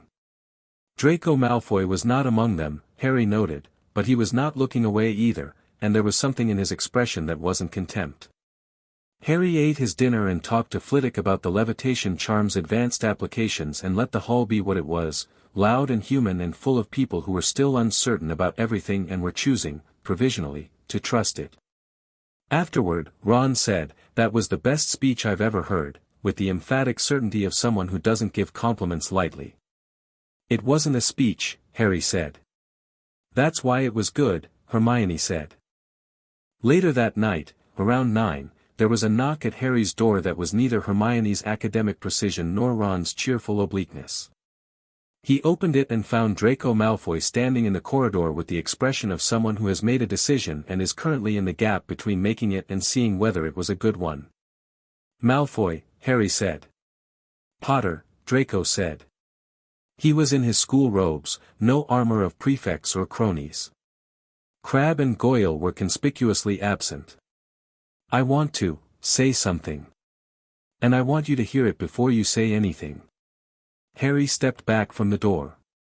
Draco came in and stood in the middle of the room looking at the ceiling, the 1,000-year-old sky, with an expression that was working hard to be neutral and wasn't quite getting there. "My father came today," he said. "I know. He told me about the meeting. Not everything, he never tells me everything, but enough." Draco turned to look at him. His face, up close, was less composed than it had been on the train. The certainty that had characterized everything about him since the moment Harry met him had a crack in it, not large, but there. "He told me you were being managed by McGonagall and Granger. That you were being used. What do you think?" Harry asked. "I think," Draco said, with the careful honesty of someone who finds honesty physically uncomfortable, "that my father is very rarely wrong about people and you are a situation he doesn't have a category for." He stopped. Started again. "I grew up being told exactly what everything was. Who was important, who wasn't, who you aligned with, how the world worked. I knew my sorting before I sat down. I knew what Hogwarts was going to be." He looked at the fire. "And then you sat in that chair and the castle woke up and none of it, none of what I was told, maps onto what's actually happening. What do you want from me?" Harry asked. "Nothing," Draco said, quickly, defensively, then, "I don't know." He turned toward the door. I wanted to see if you were actually what you seem or if my father is right and there's something behind it." He paused with his hand on the doorframe. "Your statement at dinner. Was any of it strategic?" "The whole thing was strategic," Harry said. "And I meant every word. Both things can be true." Draco looked at him over his shoulder. Whatever he was looking for, whatever test that was, something in Harry's answer seemed to satisfy it in a way that wasn't comfortable but was honest. He nodded once, the same small deliberate nod his father had used, and walked out. Harry stood for a moment in the middle of his room. The fire shifted gold. He went to his desk and opened the locked drawer and looked at his notes about the stone, the ward diagrams, the notation about Quirrell, the scar ache that had happened 3 times this week and always, he was beginning to notice, in proximity to the third-floor corridor or to Quirrell's classroom. He took a fresh piece of parchment and wrote one line. "What is beneath the protections that aren't Dumbledore's?" He looked at it. Folded it. Put it in his pocket to take to the Founder's Library in the morning. Then he went to the window and looked out at the grounds, dark and still, the lake a mirror of black. Somewhere out there an owl was crossing the sky with a letter to Lucius Malfoy describing exactly what Draco had observed tonight, and somewhere in the castle Quirrell was in his rooms and the thing inside him was thinking about the 3rd floor with the focused patience of something that has been waiting a long time and is running out of it. The castle hummed. Harry pressed his palm flat against the window frame and felt the stone warm beneath his hand and said quietly, without knowing if the castle could understand specific words or only intention, "I know something's coming. I'm not ready but I'm getting there." The wall hummed back. Outside, 2 suits of armor that had been stationed at the edge of the grounds took 3 steps closer to the castle entrance. Harry went to bed. In the morning, there were 37 owls from parents wanting to know if their children were safe. McGonagall replied to all of them personally. The answer was yes. The answer, for the first time in a long time, was actually yes. And in the Founder's Library 3 floors below, 4 painted figures sat in their frame in the firelight and said nothing, but Hufflepuff had set down her needlework, and Gryffindor had his hand on his painted sword hilt, and Ravenclaw was looking at the door with the expression of a woman calculating distances and speeds, and Slytherin was smiling, very slightly, with the particular satisfaction of someone who has planted something and is watching it grow. Chapter 5, What lives in the dark Halloween arrived the way it always did at Hogwarts, with candles and floating pumpkins and the particular smell of something being cooked in enormous quantities in the kitchens below, which drifted up through the floors and made even the most anxious first-year temporarily optimistic about dinner. Harry noticed it and noted it and kept walking. He'd been tracking Quirrell for 3 weeks. Not obviously. Not in the way that announces itself as tracking, no following, no stakeouts, nothing that would register as surveillance to someone paying attention. He simply made a habit of knowing where Quirrell was during the school day and noting the pattern, the same way he'd learned to map the Dursleys' moods at Privet Drive, quietly, constantly, because the alternative was being caught off guard by something you could have seen coming. The pattern was this: Quirrell spent his evenings on the 3rd floor. Not teaching, not marking papers or preparing lessons or doing any of the administrative tasks that occupied the other staff members at the end of the day. He would finish dinner and disappear, and when Harry tracked the castle's response to him, he was learning to read the subtle shifts in the building's attention the way you learn to read a person's body language, the warmth or coolness in the walls, the quality of the air in different corridors. He could feel where Quirrell went the way you feel a draft and can tell which window it's coming through. 3rd floor, every night. Somewhere near the locked corridor. The castle didn't like it. That was the other thing. The hum that Harry had come to associate with the building's general contentment went slightly different when Quirrell was up there, not alarmed, not yet, but the particular change in frequency of an instrument being played slightly out of tune. He'd told McGonagall on Monday. She'd listened with the specific quality of listening she had that meant she was simultaneously absorbing the information and reorganizing her internal map of the situation. She'd said she would increase staff visibility on the 3rd floor. She hadn't dismissed him, which he appreciated. She also hadn't asked how he knew about the castle's response to Quirrell, which he appreciated more. He'd told the founders on Tuesday. Gryffindor had said, bluntly, something is wearing him. Ravenclaw had elaborated, that the dissonance Harry was feeling from the castle wasn't Quirrell's magical signature but something layered over it, something that didn't belong there, like a sound from the wrong direction. Slytherin had been the most specific, because he always was. The Dark Lord, or whatever is left of him, requires proximity to the stone. Not just knowledge of it. Physical proximity. Whatever Quirrell is accessing each night, he's feeding something. Harry had gone back to his desk and added that to his notes. Now it was Halloween and the castle smelled like cinnamon and something was wrong. He felt it at breakfast, not loudly, nothing dramatic, just the way you feel a coming storm when the air pressure changes and the birds go quiet slightly before you'd expect.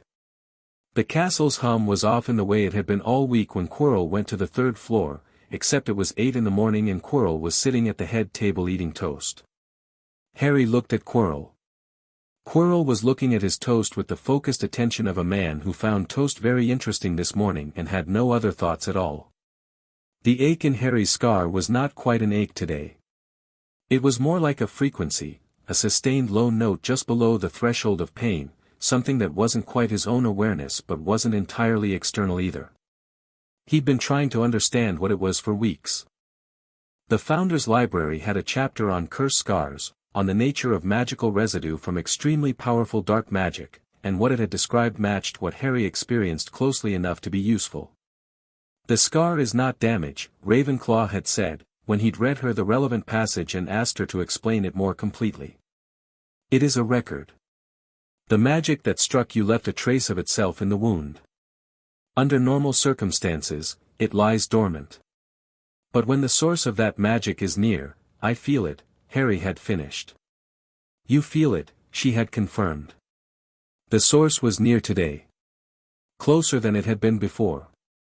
Not Quirrell, or not just Quirrell, but the thing inside Quirrell, and the fact that it was stronger this morning than it had been yesterday told Harry something about what had happened on the 3rd floor last night. He ate quickly. Told Ron and Hermione at breakfast, quietly, in between the normal conversation so that the watching eyes in the hall didn't pick up on any shift in atmosphere. Tonight, he said, without preamble. Hermione looked up from her eggs. She'd been waiting for him to say this for 2 weeks, Harry could tell by the speed with which her attention snapped to him. What's different? The scar. And the castle. He kept his voice level, conversational.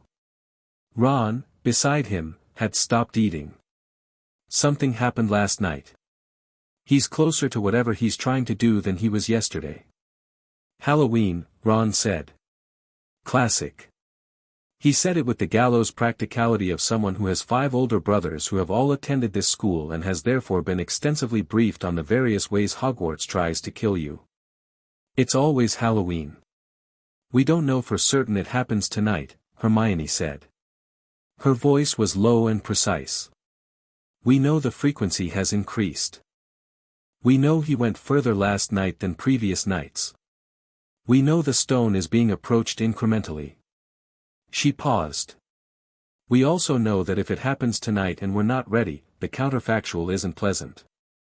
I want to go to the 3rd floor tonight, Harry said. After dinner.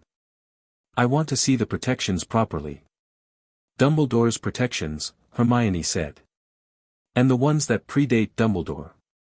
He'd been circling this since the conversation with Ravenclaw. Chapter 9 of the Founders' Library had described the original ward architecture of the 3rd floor. It had been the school's restricted storage level since the beginning, the place where dangerous objects were kept precisely because the wards down there were older and stranger and more fundamental than anything that could be cast on top of them. The castle's own defenses. They're different. Different how? Ron asked. Harry looked at his scar, not at it, but at his hand where it wasn't. They don't just stop you, he said. They test you. The Founders built them as the deepest kind of gatekeeping. They're not barriers in the mechanical sense. They assess intent. Hermione set down her fork. That means Quirrell has been passing them, she said. Or wearing them down, Harry said. Every night. Incrementally. Ron looked between them both. So he's been, what, taking them apart? Gradually? Not taking them apart, Harry said. Whatever's inside him is powerful enough that the wards are confused. They're designed to read magical intent, and what's inside Quirrell reads 2 different ways. Quirrell himself is harmless. The thing inside him isn't. And the wards can't reconcile that. They're being gamed, Hermione said. Yes. Ron thought about this for a moment. He had the look he got sometimes, not the easy grin but the sharper thing underneath it, the Weasley strategic intelligence that had beaten Harry at chess every single time since the first night. Then you need to go down there tonight not just to look, he said. You need to actually, do something. Reset them. Or reinforce them. I know, Harry said. I just don't know exactly what yet. Hermione looked at him with the theory-building expression, and he could see her working through something, several somethings, rapidly and in order. The Founders' Library, she said. This afternoon. Before dinner. Agreed. They went to classes. Defense against the dark arts was first, taught by Quirrell, who spent the lesson explaining the properties of vampires in the trembling, halting manner that Harry had initially read as pure anxiety and had since revised to understand as something more complicated. Quirrell's anxiety was real, the man was genuinely terrified, in the way you're terrified when something has taken up residence in you and you have no idea how to remove it. The performance of greater anxiety was a layer on top of that, a constructed helplessness designed to make people look away. Harry sat in the front row and paid attention to the lesson and took complete notes and said nothing specific. Quirrell's eyes moved to him twice during the class and moved away quickly. The scar held its sustained low note the entire period. After lunch, they went to the Founders' Library. Gryffindor told them what Harry suspected without preamble. The original ward on the 3rd floor that predated everything Dumbledore had built was a ward of recognition.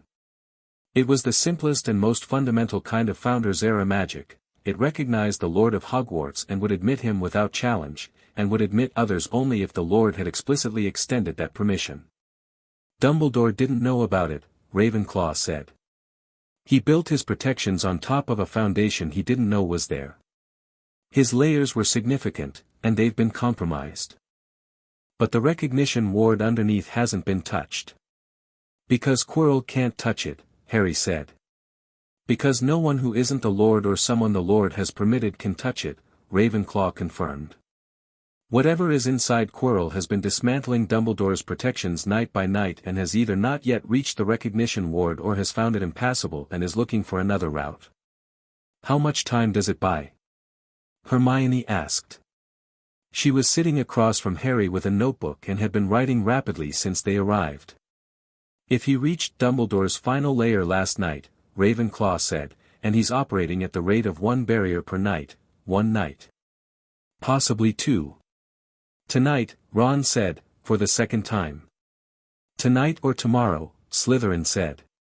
He'd been silent for most of the conversation, which Harry had learned meant he was thinking about something with more complexity than whatever was being said. But there's another factor. Tonight is Halloween. The old magical calendar. Whatever possesses Quirrell will know that. The thinning of certain barriers at Halloween is real, documented, measurable. It won't wait for tomorrow when tonight gives it an advantage.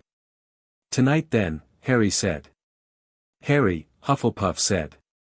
It was the first time she'd used his name directly. She'd been watching him throughout the conversation with the sharp-eyed attention that he'd come to understand was her particular form of care. She was the one who noticed the human cost of things in a room full of very intelligent people discussing logistics. What happens if you go down there and he's already through? Harry looked at her. Then I stop him, he said. You're 11, Hufflepuff said. Not dismissively. Just honestly. The castle recognizes me, Harry said. The recognition ward admits me. That means down there, with those wards active, I'm not an 11-year-old with a wand he's had for 2 months. I'm the Lord of Hogwarts, and the magic is mine to use. He paused. I'm not sure exactly what that means yet. But I think tonight might be when I find out. Gryffindor made the sound that Harry had identified as his approval, low, brief, satisfied. Don't overthink it, he said. Magic of that age doesn't respond to technique. It responds to certainty. They left the library at 5 and went to the Halloween feast, which was extraordinary in the material sense. 100 floating jack-o'-lanterns, food piled in improbable quantities, the great hall smelling like autumn and sugar. Harry ate. Ron ate a great deal more than Harry. Hermione ate with one eye on Quirrell's seat at the head table. Quirrell was absent from the feast. The seat had been empty since the hall filled. Harry had noted it the moment he walked in and had said nothing to Ron and Hermione because they'd already seen it. They ate and waited and the feast went on around them with all the noise and warmth of 300 children at a holiday dinner, and Harry felt the scar note rising in frequency, very gradually, the way a kettle builds toward a whistle. 20 minutes into the feast, Professor Quirrell burst through the great hall doors. Or the thing inside Quirrell did, wearing Quirrell's face in the particular poorly fitted way Harry had been observing for 3 weeks. The trembling was gone. The performance of anxiety had been discarded. What walked in through the doors was something that had made a decision and was no longer interested in the pretense. Troll, it said, through Quirrell's voice, in the dungeons. The word troll landed in a room of 300 students with the specific impact of a word that everyone knows is dangerous and no one has actually prepared for. The chaos was immediate, screaming, benches scraping, prefects trying to assert crowd control against the current of pure fear. Harry was already on his feet. He looked at Quirrell, who had now fallen over in a theatrical faint that was designed to make people cluster around him and create confusion, and he looked at the door Quirrell had come through, and he looked at the door that led down, toward the 3rd floor, toward the dungeons, toward the stone. There's no troll, he said. Ron and Hermione were beside him. What? Ron said. There's no troll. Look at him. Harry indicated Quirrell, who was being attended to by several panicking students. He didn't run in here scared. He ran in here to create chaos. He wants everyone out of position. Then where? Hermione started. 3rd floor, Harry said. He's sent everyone toward the dungeons. Prefects will take students down to the dungeon corridors. It's standard troll protocol, get everyone away from ground level. Which means the third floor will be empty. Except Quirrell's not going to the third floor, Ron said, watching the man on the ground. He's right there. He doesn't need to be on the third floor, Harry said. He just needs everyone else off it. He turned to Hermione. Stay with the students. Make sure the Gryffindors are with Percy. Tell McGonagall, tell her where I've gone. I'm coming with you, Hermione said. And me, Ron said, before Harry could respond to Hermione. Harry looked at them both. He had approximately 6 seconds to have this argument and no intention of losing it. Then come, he said, and moved. They left through the side door, away from the panicking crowd, into the corridor. The chaos of the feast was already filling the entrance hall as prefects herded students, the distinctive noise of Hogwarts in emergency, which Harry had never heard before but recognized instinctively as something to move against rather than with. They took the back stairs. Harry felt the castle orienting around him as he moved, not dramatically, but with the attentiveness that he'd come to rely on the way you rely on peripheral vision, the walls registering his presence, suits of armor turning as he passed. The building knew where he was going and was making it easier, the subtle shifting of available paths that happened when the castle was cooperating rather than simply existing. Third floor. The corridor. The locked door. The door was open. Not forced, the lock was intact, the hinges undamaged. It had been opened by whatever it had been opened by, and the smell that came from beyond it was something old and dark and specific, the smell of ancient stone and very cold air and something underneath both that Harry's scar recognized before his mind did. The low note went sharp. He pushed through the door. Hermione and Ron came in behind him.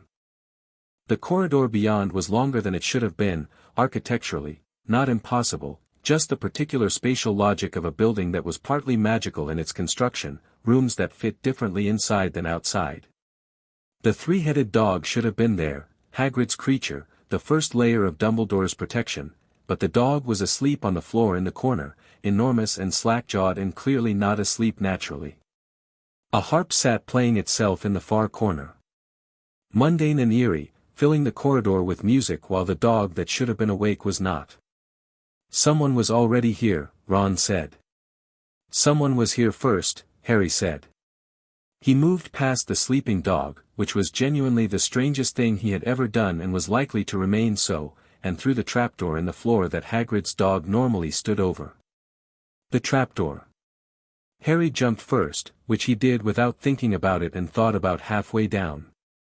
The drop was longer than expected, not dangerously so, the magic of the place slowing the fall to something manageable, and he landed in a soft mass that immediately began moving. Devil's Snare.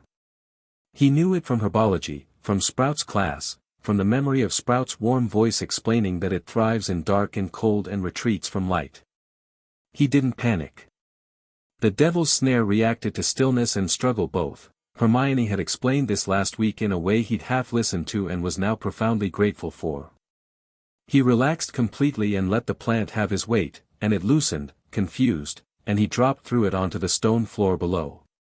Ron and Hermione came through behind him. Hermione relaxed immediately and dropped cleanly. Ron fought it for 2 seconds before Hermione's voice came down after him saying relax, Ron, relax, and he went limp and fell through. They were in a long chamber with a low ceiling and a door at each end. The room smelled like something had burned here recently. Harry looked at the chamber, the Devil's Snare receding back to its corner, the door ahead slightly ajar, the quality of the air that told him someone had come through this way in the last hour. He crossed to the door and opened it. The next room had a ceiling you couldn't see. In the middle of it, hanging in the air, were hundreds of winged keys, small, old, with tiny gold wings, circling in slow eddies like a flock of startled birds that never quite settled. Broomsticks lined one wall and a locked door stood at the far end. Hermione and Ron were through the door now. Ron looked at the brooms. Flying keys, Ron said. There's a lock. He crossed to the broomstick nearest him, ran a hand along the handle, evaluating, intuitive, the entirely natural motion of someone who is good at something and knows it without ceremony. "I can do this." "The one with a bent wing," Harry said. He was looking at the swarm of keys the way he looked at a chess problem, at the movement, at the pattern, at the thing in the mass that was slightly different from everything else. There, near the top of the chamber, circling tighter than the others, a key with one wing twisted from a previous catch. Top right. Moving in a figure-8 pattern. Ron was already on the broom. He launched without running commentary, no preamble, and went up into the key storm with the casual fluency of someone who learned to ride before they learned to read. Harry watched his line, the trajectory curving toward the top right, adjusting for the key's pattern, and then Ron's hand snapped out and he had it, descended in a controlled drop that was considerably more controlled than strictly necessary, landed and handed the key to Harry. "Was there a bent wing?" Ron said. "Bent wing," Harry confirmed. The door opened. The next chamber had a chessboard floor covering every inch of it, black and white squares, and on them, life-size chess pieces standing in their opening positions, white on the far side, black on the near. A door on the far side. Another chess problem, except Harry looked at the pieces and understood immediately that this was a Weasley problem. He stepped back. "Ron," he said. Ron stepped forward. He looked at the board the way he'd looked at the broomstick, assessment that wasn't slow, just complete. He walked the length of the near side of the board, looking at the pieces, looking at the configuration, and his face had the quality it got when he was doing something he was genuinely good at, which was a very different quality from the face he had the rest of the time. Focused and quiet and certain. "I can get us through," he said. "But one of us needs to play. I'll take the knight. Knight replaces knight here," he pointed, "and we play from there." "What do we do?" Hermione asked. "Stand in as pieces," Ron said. He looked at them both. Hermione, bishop, that square. Harry, castle, that one. He paused. "You'll be fine. The pieces don't attack their own side." They stood on their squares. The white pieces on the far side stirred, slow, grinding, ancient. Ron said, "Knight to e5, moved to his square, and the game began." Harry stood on his castle square and watched Ron play chess the way he'd always watched Ron play chess, with the awareness that he was seeing someone in the exact right element, someone for whom this particular form of thinking was as natural as breathing. Ron didn't hesitate. He directed them between his own moves with the same decisive brevity he used when playing on a real board. "Hermione, forward 2, now, Harry, take the rook, go," and he said these things with the confidence of someone who has calculated 4 moves ahead and is correct. The white queen was the piece Harry had been watching. She moved with a violence that the other pieces didn't have, sweeping, decisive, eliminating. Ron kept them clear of her for 11 moves and then sacrificed himself, deliberately, precisely, setting himself up to be taken to open a path to checkmate. "Ron," Hermione said. "I know what I'm doing," Ron said. He moved to the square.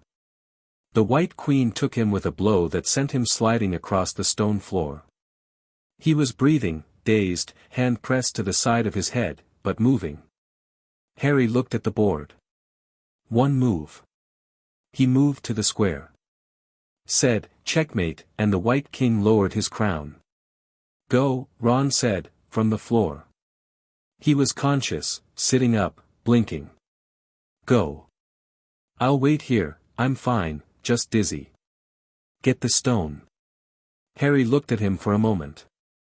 "I'm fine," Ron said, with the specific emphasis of someone who needs you to believe them so that you can do what needs doing. "Harry. Go." Harry turned.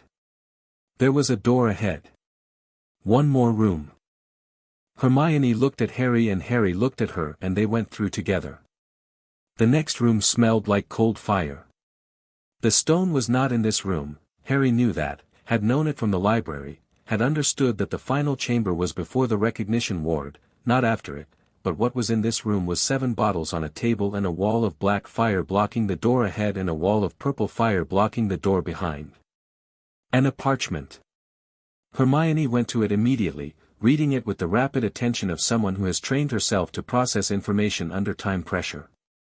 Harry watched her read and felt the scar note climb slightly and looked at the black fire and felt the castle, not here, down there, beyond the fire, something that was very old and very cold and was actively not the castle.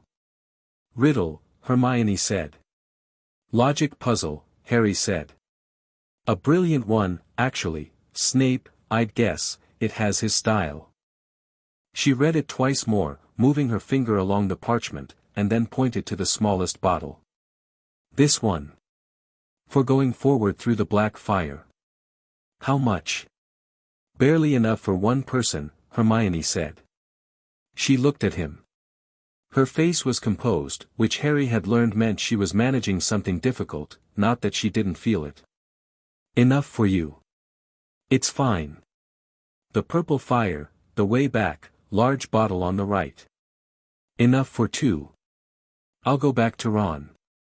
I'll get help. She looked at him with the precise directness of someone who has always been too smart for the room she's in and is, for the first time, exactly at the right level. You know what you're doing. I know what I'm doing, Harry said. She looked at him for one more moment, not frightened, not dramatic, just a clear-eyed acknowledgement of the moment and what it meant. Then she handed him the small bottle and took the large one and said, "Go. Don't let it touch you more than it has to." Harry drank the potion. It was cold as ice going down, a chill that spread through his chest and sat there. He walked through the black fire and the fire didn't touch him, parted around him and closed behind, and he was through. The final chamber was not what he expected. It was not grand. It was a room, stone walls, a high ceiling, a mirror that he recognized from the library's description as the Mirror of Eriste, and in front of it, with his back to Harry, Professor Quirrell. Quirrell turned. He wasn't trembling anymore.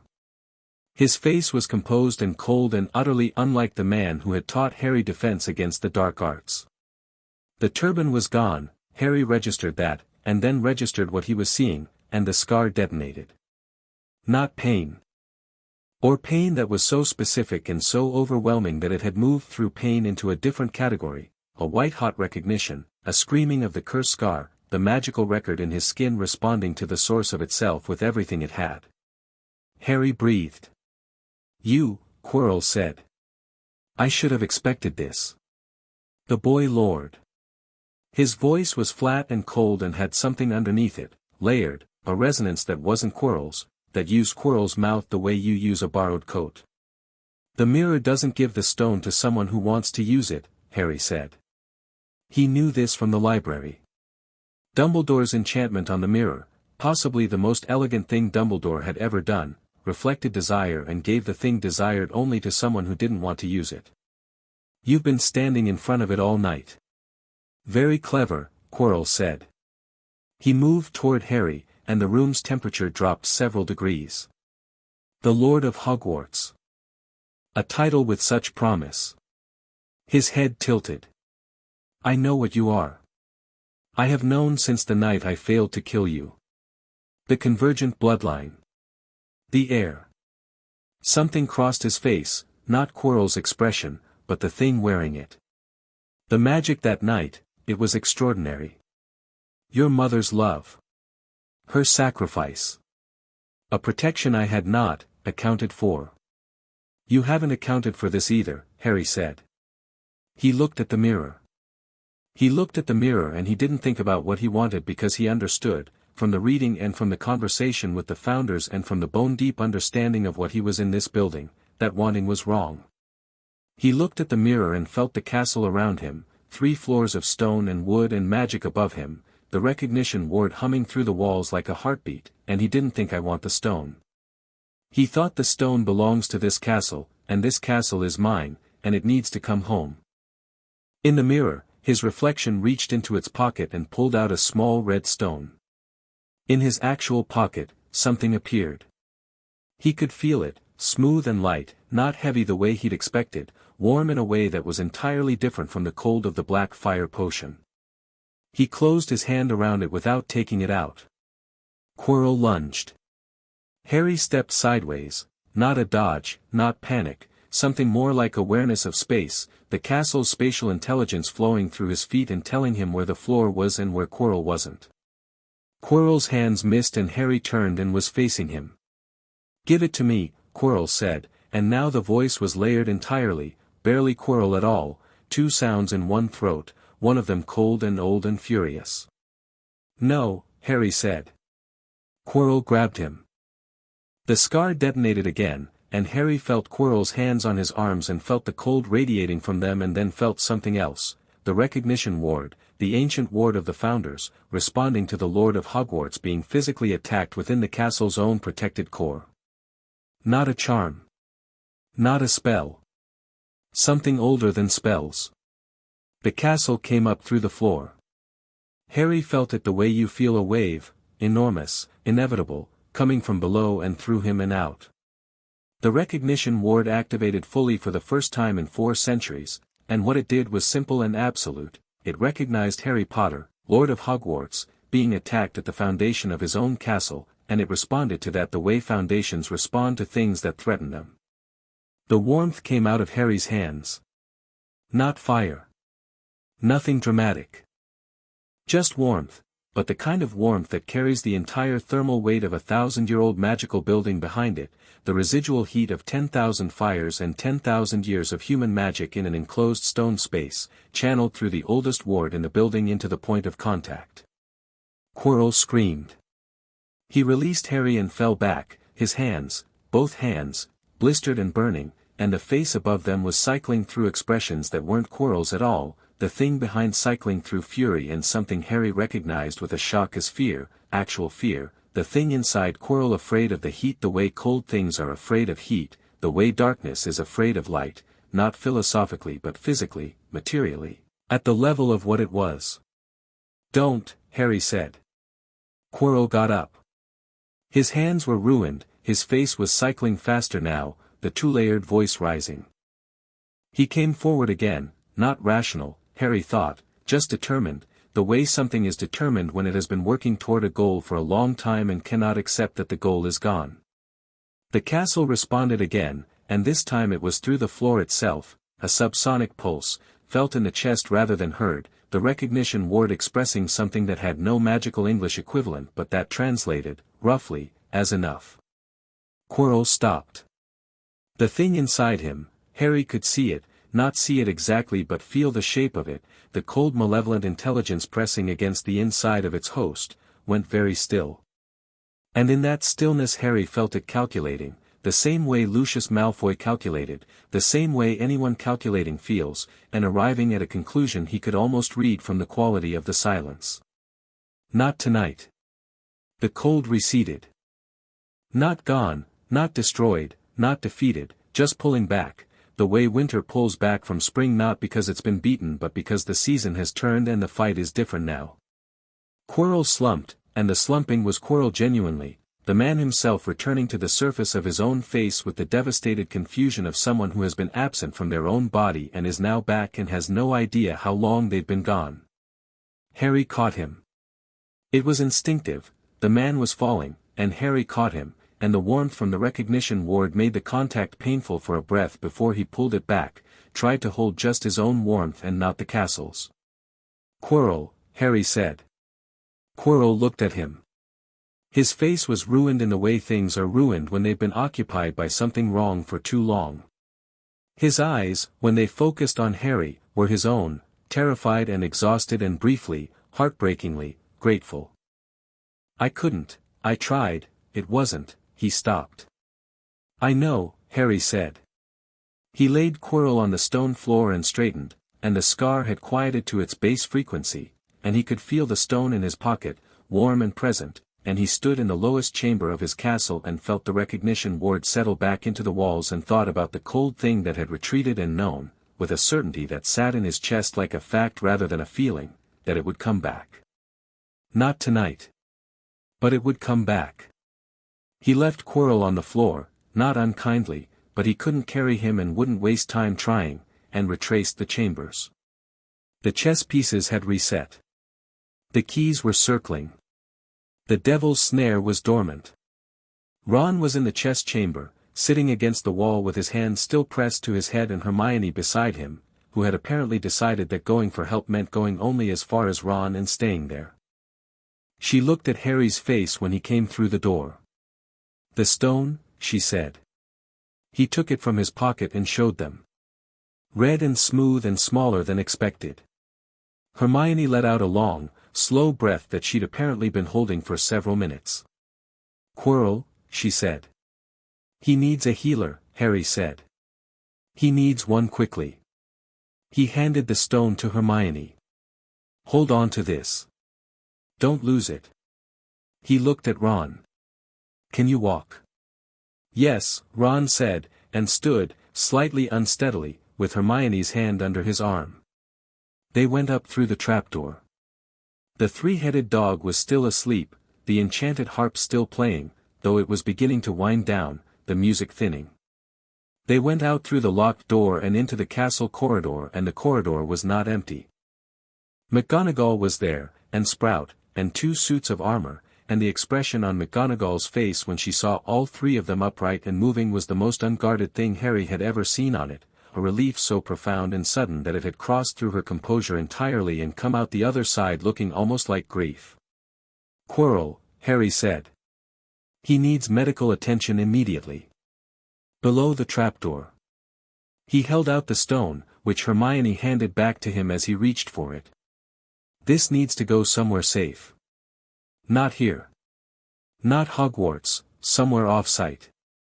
McGonagall looked at him for a moment, absorbing all of it, doing the rapid reordering of circumstances that was apparently a core competency of her profession. Then she took the stone from him with both hands and held it carefully. "Are you hurt?" she said.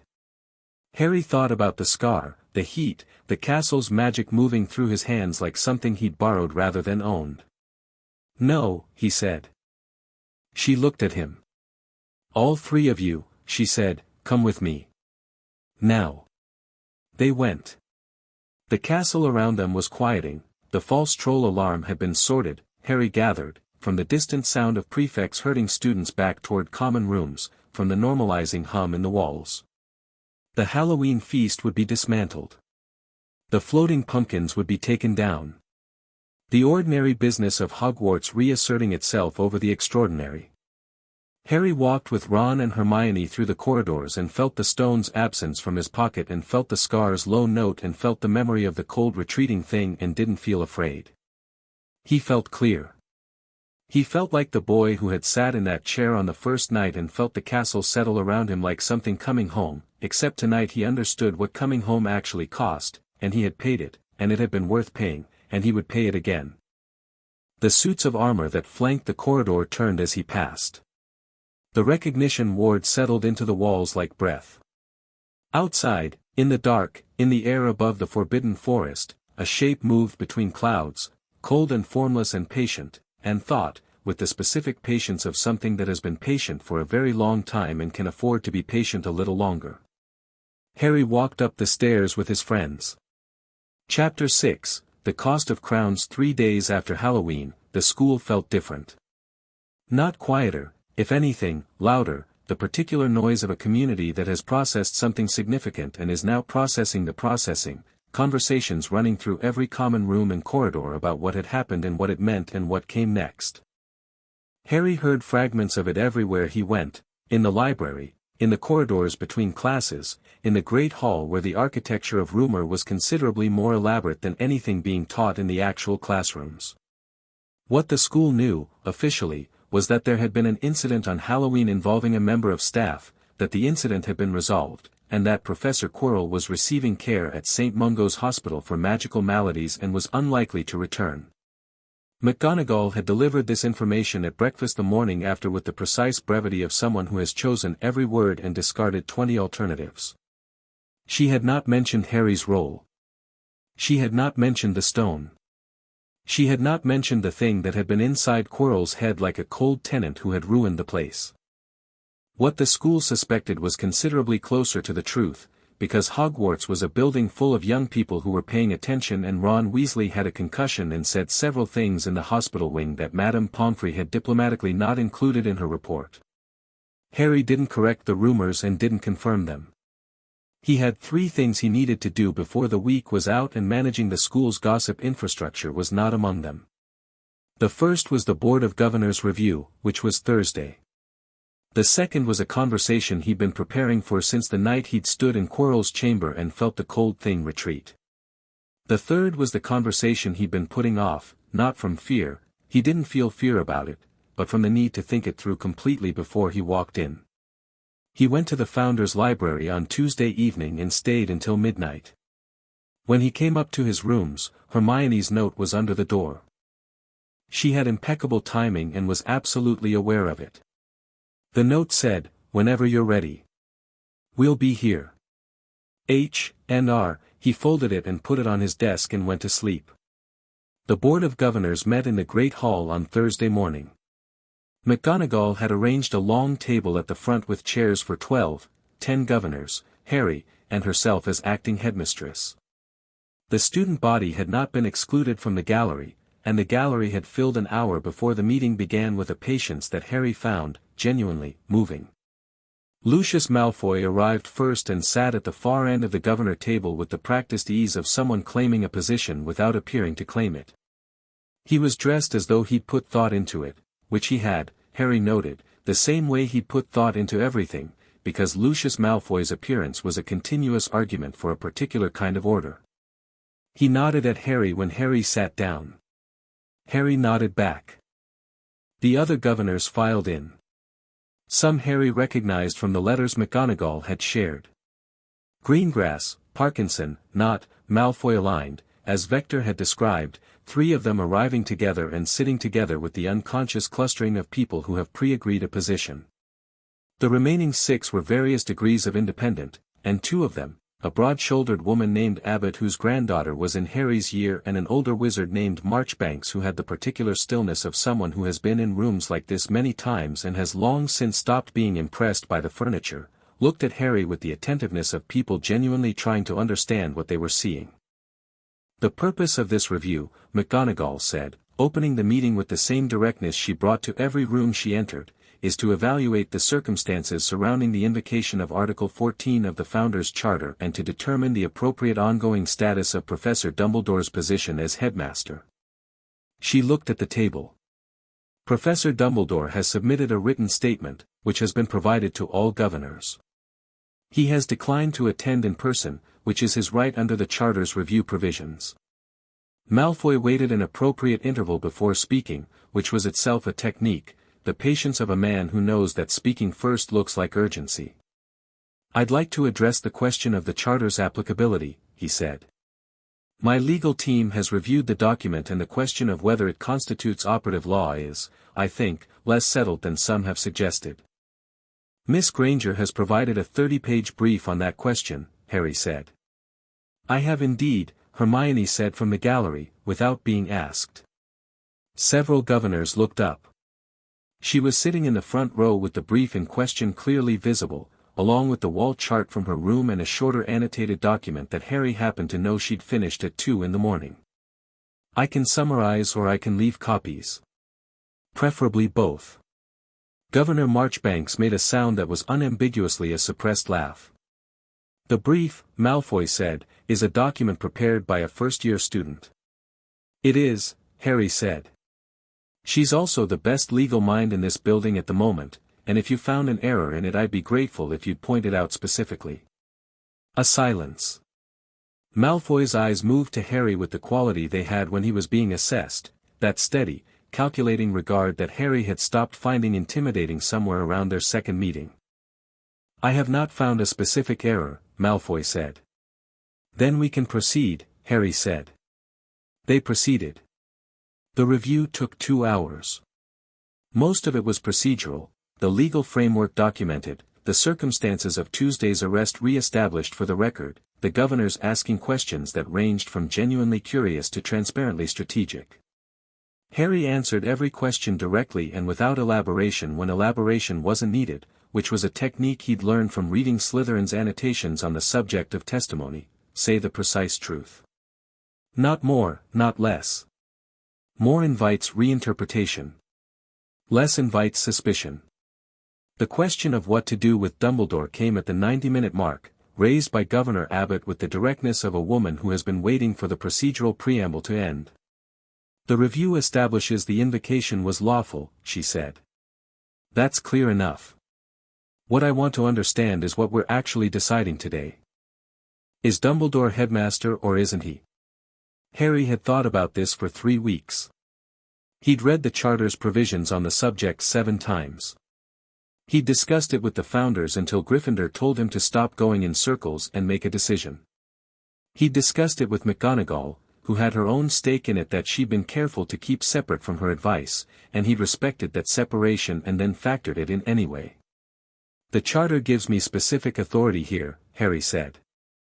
The question of the headmaster's status is, under the circumstances of an Article 14 invocation, the Lord's determination, not the board's. I want to be clear about that, not to override this room, but because you should know what the legal structure actually says. He paused. What I've decided is this. The gallery was very quiet. Professor Dumbledore will not return as headmaster, Harry said. Not because he's malicious, I don't believe he is. Not because he's incompetent, he isn't. But because the concealment of material information about this school's governance was a fundamental breach of the position, and reinstating him would say that kind of breach is acceptable if the person committing it has sufficient standing. He looked at the table. It's not acceptable. Regardless of standing. Malfoy was watching him. Professor McGonagall will continue as headmistress, Harry said. Formally, not acting. I'll be formalizing that appointment today. He looked at McGonagall as he said it. She was sitting with the absolute stillness of a woman who has just heard something she has wanted for 20 years and will not allow herself to react to in a room full of people watching her face. Dumbledore will remain at Hogwarts if he chooses, Harry continued. He has knowledge that this school needs and I won't waste it out of bitterness. He can teach, advise, exist here. What he can't do is hold the headmaster's authority. That position was given in trust and the trust was broken. A pause. Those are my determinations. They're not proposals. Malfoy leaned back slightly. It was a very small movement and it told Harry a great deal, the recalculation happening, the revised position being established. Dumbledore's reinstatement had been the explicit goal of his political campaign over the past 3 weeks. That goal was now definitively gone. The question Malfoy was now asking himself, Harry could see, was not how to reverse this decision but what the new landscape looked like and where his interests sat within it. The appointment of Headmistress McGonagall, Malfoy said, after a moment, would require board confirmation. Under normal circumstances, yes, Harry said. Under Article 14, the Lord's appointment supersedes the confirmation requirement in cases of demonstrated cause. The concealment by the previous headmaster constitutes demonstrated cause. He looked at Malfoy without heat. You know this. Your solicitors told you this last week, I'd imagine. A pause. They did, Malfoy said. Then we're in agreement, Harry said. The vote, when it came, was 8-2 in favor of accepting the review's findings. Greengrass and Parkinson voted against. Not abstained, which was the most interesting vote in the room, a man keeping his options open, refusing to fully commit to either position, which told Harry something about the state of Malfoy's actual coalition that he filed away carefully. Malfoy voted in favor. Harry noticed it.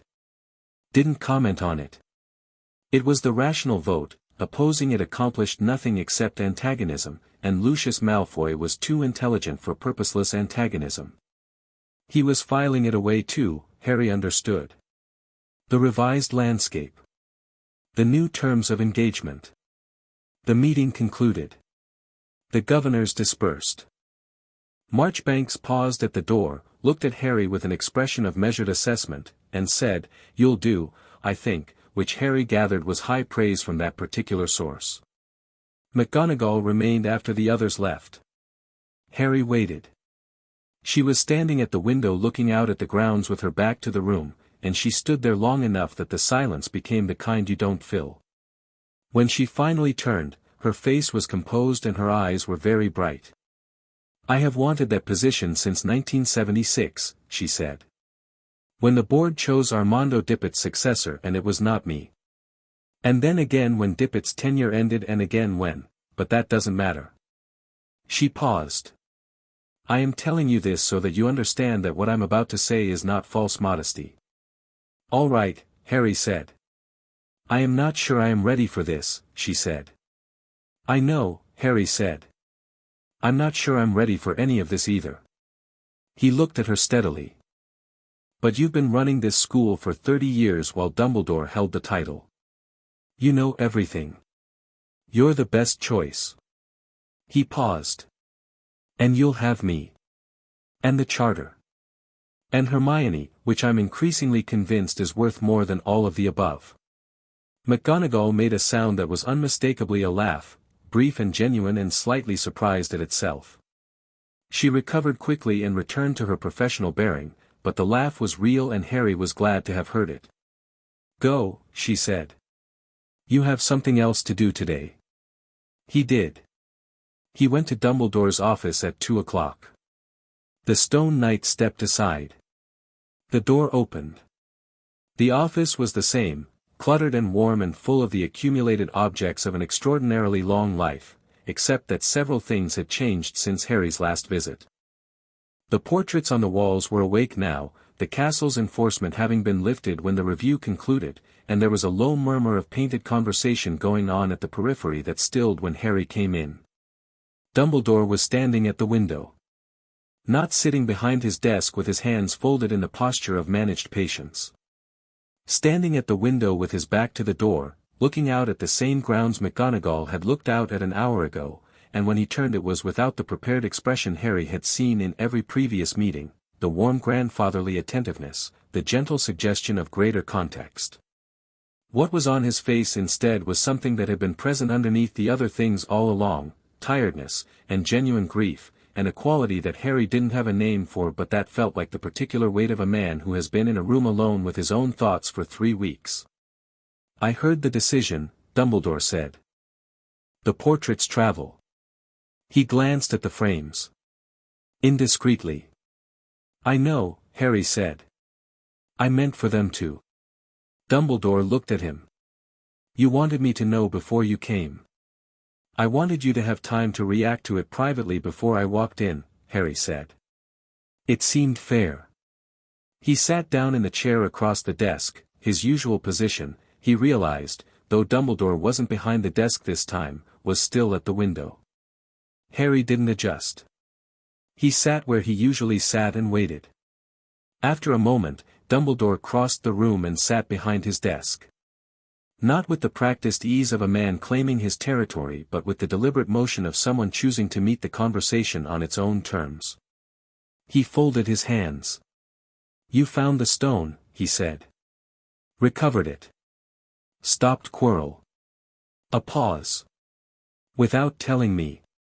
Yes, Harry said. You could have come to me. You were under review, Harry said. And I knew about the stone because you told me. And I knew about the recognition ward because I read the Founder's Library. He looked at Dumbledore directly. I didn't need to come to you. I had what I needed. I could have helped. You were in this office, Harry said. Not unkindly. And there was a part of me that needed to know I could do it without you. I think you understand that. Dumbledore looked at him for a long moment. The tiredness in his face had something else moving through it now, something that might have been recognition. Yes, he said quietly. I understand that. Fawkes made the low sound from his perch, the private sound, the one that wasn't performance. Dumbledore turned to look at him briefly and then turned back. You know what was inside Quirrell, Dumbledore said. It was a statement, not a question. Voldemort, Harry said. Or what's left of him. A fragment. Something that needs a body and can't hold one yet and has been, he thought about how to describe it, rebuilding. Incrementally. Looking for ways back. Yes, Dumbledore said. The stone was one route, Harry said. Flamel's stone, the elixir of life. A body sustained artificially while the reconstruction continues. He paused. But that route is closed now. And it will look for another. It will, Dumbledore agreed. I want to know everything you know about the other routes, Harry said. Not because I'm trying to take over the problem. Because it's my castle and my students and I have a right to understand what we're defending against. He held Dumbledore's gaze. No more managing me. No more deciding what I need to know. I'm asking directly and I expect a direct answer. The office was very quiet. The portraits on the walls were still, the formerly murmuring painted figures maintaining the particular quality of silence that is not absence of attention but its extreme concentration. Dumbledore was quiet for a long moment. Not calculating, Harry could tell the difference now between Dumbledore thinking and Dumbledore deciding. This was deciding. The decision visible in the settling of his expression, some old architecture of careful information management choosing to come down. There are objects, Dumbledore said. Vessels. He divided himself, split his soul across a series of objects to ensure survival. The stone was not one of them. The stone was opportunism, a chance at a body while the other work continued. He paused. The objects, I know of some of them. Not all. He was meticulous and careful and the ones he hid most deeply, he hid before he trusted anyone with the knowledge. How many? At least 6, Dumbledore said. Possibly 7. I believe 7. He looked at Harry with the expression of a man handing over something he has carried alone for a long time. I have spent 12 years identifying them. I have found 2 that I am certain of. One was destroyed without my intending to destroy it, the diary, before I understood what I was looking for. Harry absorbed this. 6 or 7 fragments of a soul, hidden in objects, scattered across the wizarding world. The cold patient thing he'd felt retreating on Halloween, playing the long game, incrementally rebuilding. The scar on his head that was a record of a magic that had never been properly concluded. Is one of them in me? Harry asked. Dumbledore's composure held. It held extremely well, Harry thought, the work of decades, the absolute trained control of a man who cannot afford to flinch. But Harry had been reading people since he was old enough to understand that reading people was survival, and he saw it anyway, the very slight catch, the fractional pause, the micro-expression that was grief before it was anything else. You know, Dumbledore said. I suspected, Harry said. For about a week. Since Halloween, when I felt the stone and felt the recognition ward and felt the thing inside quarrel all as, connected. All as the same magic at different intensities. He kept his voice even because the alternative was letting the weight of it show, and he wasn't ready for that yet, not in this room. The scar isn't just a record of the curse. It's a fragment. I believe so, Dumbledore said. Yes. And the fragment has to be destroyed to end this. Dumbledore stopped. Harry had never seen him stop in quite that way before, not the considered pause but the actual halt, language failing in the presence of something he genuinely didn't know how to say. The fragment cannot be destroyed without the host dying, Harry said. The portraits were completely still. Fawkes made no sound. Outside the window the grounds were winter grey and ordinary, the lake flat, the forest dark at its edge, the sky the particular pale nothing of November. Dumbledore looked at Harry and for the first time in their acquaintance he did not look like a man who has thought of everything. He looked like a man who found something he hoped he'd never have to face and is facing it and does not know what to do. I was going to tell you, Dumbledore said. When you were older. When I was ready to die for it, Harry said. Dumbledore flinched. Actually flinched, the old face crumpling briefly and reorganizing itself, something cracking in the careful structure of his expression. I have never, he said, and stopped again. I have never wanted that outcome. I have been looking for another way. I have been looking for 12 years, Harry said. You've been looking for 12 years. Yes. And you haven't found another way. A pause that was answer enough. Harry sat with it. Sat with the enormity of it the way you sit with something that is too large to hold all at once, acknowledging it at the edges, not looking directly at the center yet. The fragment in him. The cold patient intelligence that would keep looking for a body, keep rebuilding, keep reaching toward the power it had lost. The arithmetic of it that pointed toward one conclusion with the implacable logic of mathematics. "I'm not going to die for it," Harry said. Dumbledore looked at him. "I'm not saying that from fear," Harry said. "I'm saying it because I don't accept the premise. You've been working from the assumption that the fragment can only be destroyed with the host, and you've been working that way for 12 years because that's the logic of a Horcrux, yes? The vessel has to be destroyed." He looked at Dumbledore. "But I'm not a vessel.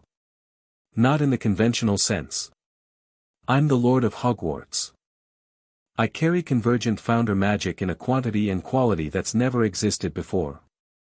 The rules of how a Horcrux behaves in a normal magical person may not apply." Dumbledore was watching him with an expression Harry couldn't quite read, something between hope and the careful management of hope, the expression of a man who wants very much for something to be true and is terrified of wanting it. I haven't considered." "I have," Harry said. "I want your research. All of it. Not a summary. Not what you think I need. All of it." He paused. "I'm going to find another way. I'm telling you that not as a possibility but as a plan. And I want you helping, not managing, not deciding what I should know." He held Dumbledore's gaze. "Can you do that?" Dumbledore was quiet for a long time. The office settled around them, the ticking instruments, the warm firelight, the soft shuffling of the portraits that had begun to move again at the periphery. Fawkes extended one wing and folded it back, the gesture of a bird that is paying close attention to something it cares about. "I will try," Dumbledore said. "Not good enough," Harry said. "Not unkindly. Just clearly. Try is what you've been doing. I need a different answer." Another silence. Longer. Harry let it sit. "Yes," Dumbledore said. "I will do that. Yes." Something settled in the room, not resolution, not the clean closing of a problem, but something more honest than that.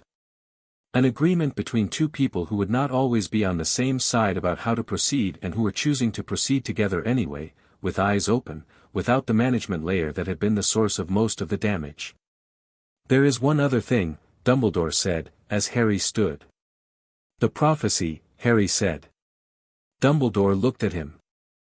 The expression that moved through his face was one Harry had not seen before on it, a kind of tired wonder, the expression of a man who keeps finding that the person across from him has already gone where he expected to have to lead.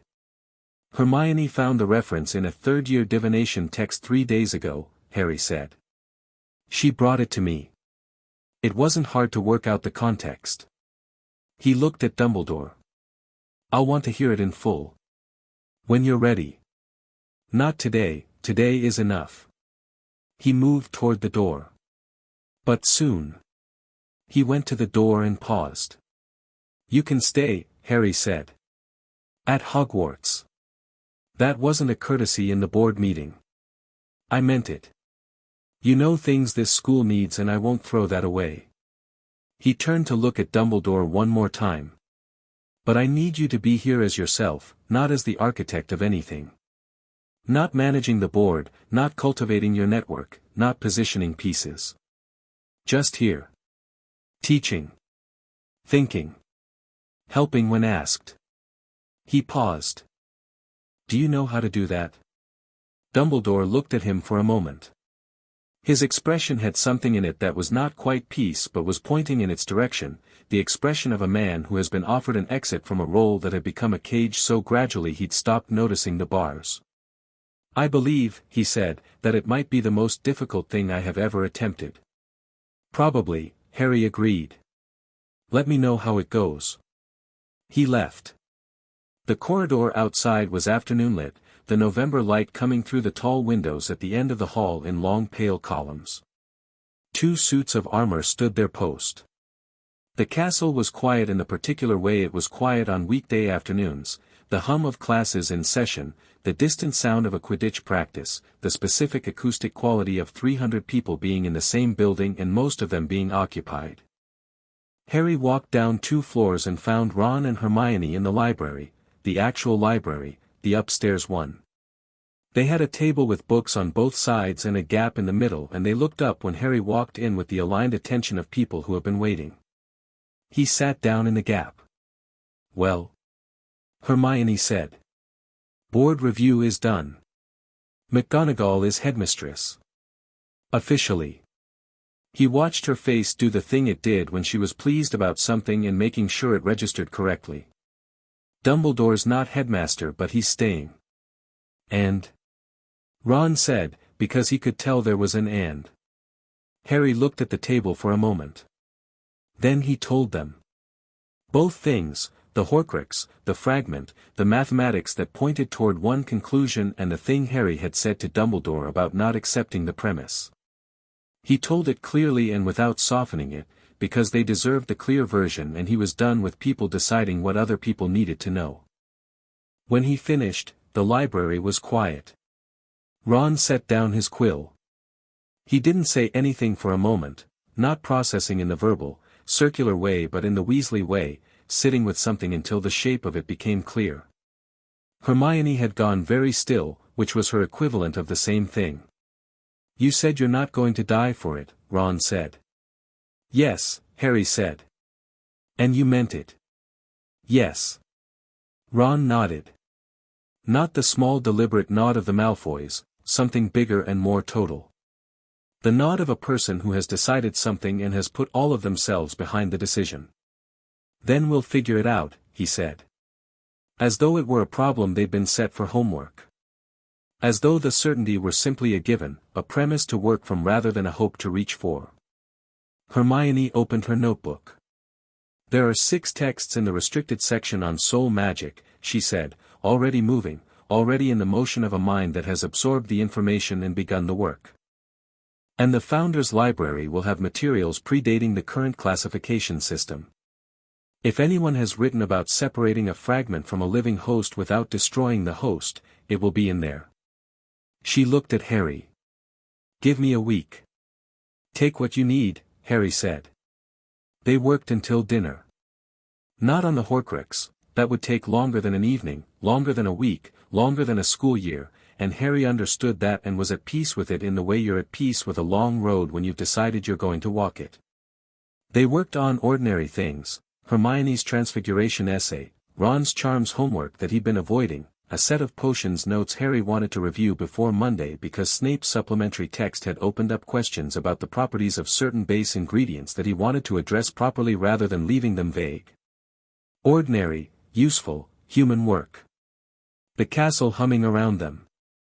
After dinner, Harry went to the Founder's Library one more time.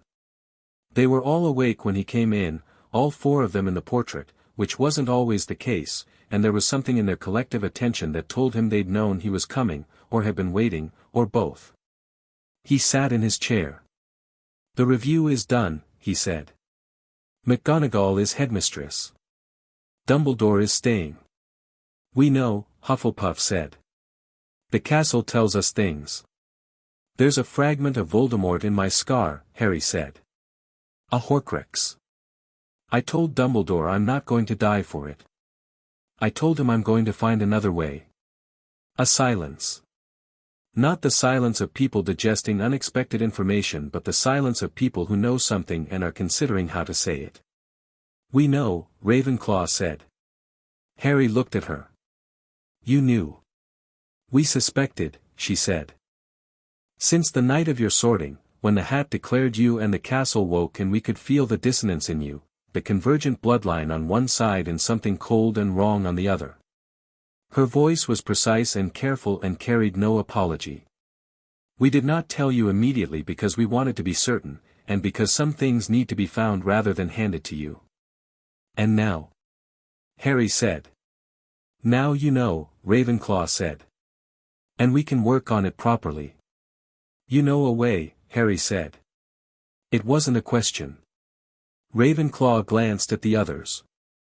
Slytherin's expression was unreadable, but his eyes were focused with the precision that meant he was in the middle of a calculation he'd been running for some time. Gryffindor had his hand on his painted sword again, not aggressive, more like the gesture of someone steadying themselves. Hufflepuff's needlework was still. "There is a theory," Ravenclaw said. "It is 1,000 years old and it was never tested because the conditions to test it had never existed." She paused. "Until you tell me," Harry said. "The convergent bloodline magic, all four of our lines, intact and integrated, is not simply an accumulation of power," Ravenclaw said. "It is a specific kind of coherence. A magical wholeness. Our theory, and it was always a theory, conjecture from the four of us in the early years when we were building the castle and thinking about the things that could go wrong, was that a sufficiently coherent magical signature could reject a foreign element. Not destroy it from the outside, the way destroying a Horcrux vessel destroys the fragment. But reject it from the inside, the way a healthy body rejects a disease. Recognize it as not self and expel it." The fire crackled. Harry sat with it. "It would require you to understand your own magic completely," Ravenclaw continued. "Not just use it. Understand it, its coherence, its structure, what it is when it's entirely itself with no foreign element." She paused. "And it would require you to understand the fragment equally completely, to know it well enough to distinguish it from yourself with perfect clarity." "How long would that take?" Harry asked. "Years," Ravenclaw said. "I won't mislead you about that. This is not a quick answer." She looked at him steadily. "But it is an answer. And you have years. You are 11 years old, you are in your school, and you are not going to die." Harry looked at the fire for a long moment. Years. The long road he'd made peace with at dinner. The work that would sit alongside the ordinary work, the potions essays, the charms practice, the chess games, the conversations with Snape that were becoming, with difficulty and stubbornness on both sides, something that resembled mutual respect. The management of a political landscape that included Lucius Malfoy and the Ministry and a board of governors who were now, mostly, working within the right framework. The slowly building trust between himself and a castle that had been waiting 1,000 years for him and was, he sensed, in no hurry now that the waiting was over. And underneath all of it, quiet and patient and growing, the understanding of his own magic. The work of knowing himself completely. The long project of becoming whole enough to expel the cold thing that had been living in his scar since the night he was 14 months old. "All right," Harry said. He reached out and put his palm flat on the table between the four chairs. Not quite a gesture he'd planned, it came from somewhere underneath planning, from the same place the heat had come on Halloween, the castle warmth through his hands. The table was old wood and it was warm under his palm and he could feel, faintly and truly, the echo of 4 other hands that had sat at this table 1,000 years ago, not echoes in the ghostly sense but echoes in the way a room retains the warmth of the fire that burned in it the night before. "I'm going to need your help," he said. "All of it. Not suggestions. Not ancient wisdom delivered at the right dramatic moment. Actual help, regular, like study." "Study," Gryffindor said, with the particular tone of a man who has always preferred action and is making peace with the necessity of its opposite. "Study," Harry confirmed. Gryffindor made the approval sound. Hufflepuff smiled, the warm, sharp-eyed smile of a woman who has seen everything and is glad to see this. Slytherin said nothing, which was his version of yes. Ravenclaw opened a book that had not been there a moment ago and said, "We'll begin with coherence theory. Chapter 1. I will go slowly." "I appreciate that," Harry said. He stayed until past midnight. He always did. When he came back up to the 6th floor, the corridor was quiet and the castle was in its nighttime register, the deep, settled hum of a building at rest with something alive and attentive underneath the rest. The suits of armor turned as he passed. The 1,000-year-old sky on his ceiling was showing the winter constellations in their correct positions, the stars that sailors had navigated by for 10,000 years, steady and precise and indifferent to everything below them in the way that stars are indifferent, which is not cold but simply very long-term. Harry stood at the window for a few minutes before bed. Somewhere in the sky there was a cold thing with no body and the patience of something that could afford to wait. Somewhere in the world there were objects with fragments of a soul in them, hidden and waiting for someone to find them. Somewhere in his own scar there was a piece of the same cold thing, nested against his own magic like a coal in a fire that hadn't been lit yet. All of that was true and all of it was coming and he knew it and it didn't make him small. He was Lord of Hogwarts. He was 11 years old. He had 2 friends who would be in the library in the morning and 4 founders who would teach him what he needed to know and a headmistress who had chosen honesty over comfort and a potions professor who had given him his mother's book and a castle that had been waiting for 1,000 years and was done waiting. He was not his parents' sacrifice or Dumbledore's chess piece or Voldemort's unfinished business. He was Harry Potter, and this was his castle, and he was just getting started. He went to bed. The fire banked to embers. The stars moved in their ancient slow arcs across the ceiling. Down in the Founder's library, 4 painted figures sat in firelight and Ravenclaw read and Hufflepuff stitched and Gryffindor watched the door and Slytherin looked at the space where Harry had sat and aloud, in the perfect privacy of a sealed room that would not report this to anyone, something that might have been a smile. Outside, the castle settled into the long quiet of a November night. The recognition ward hummed in the foundation stones. The walls were warm.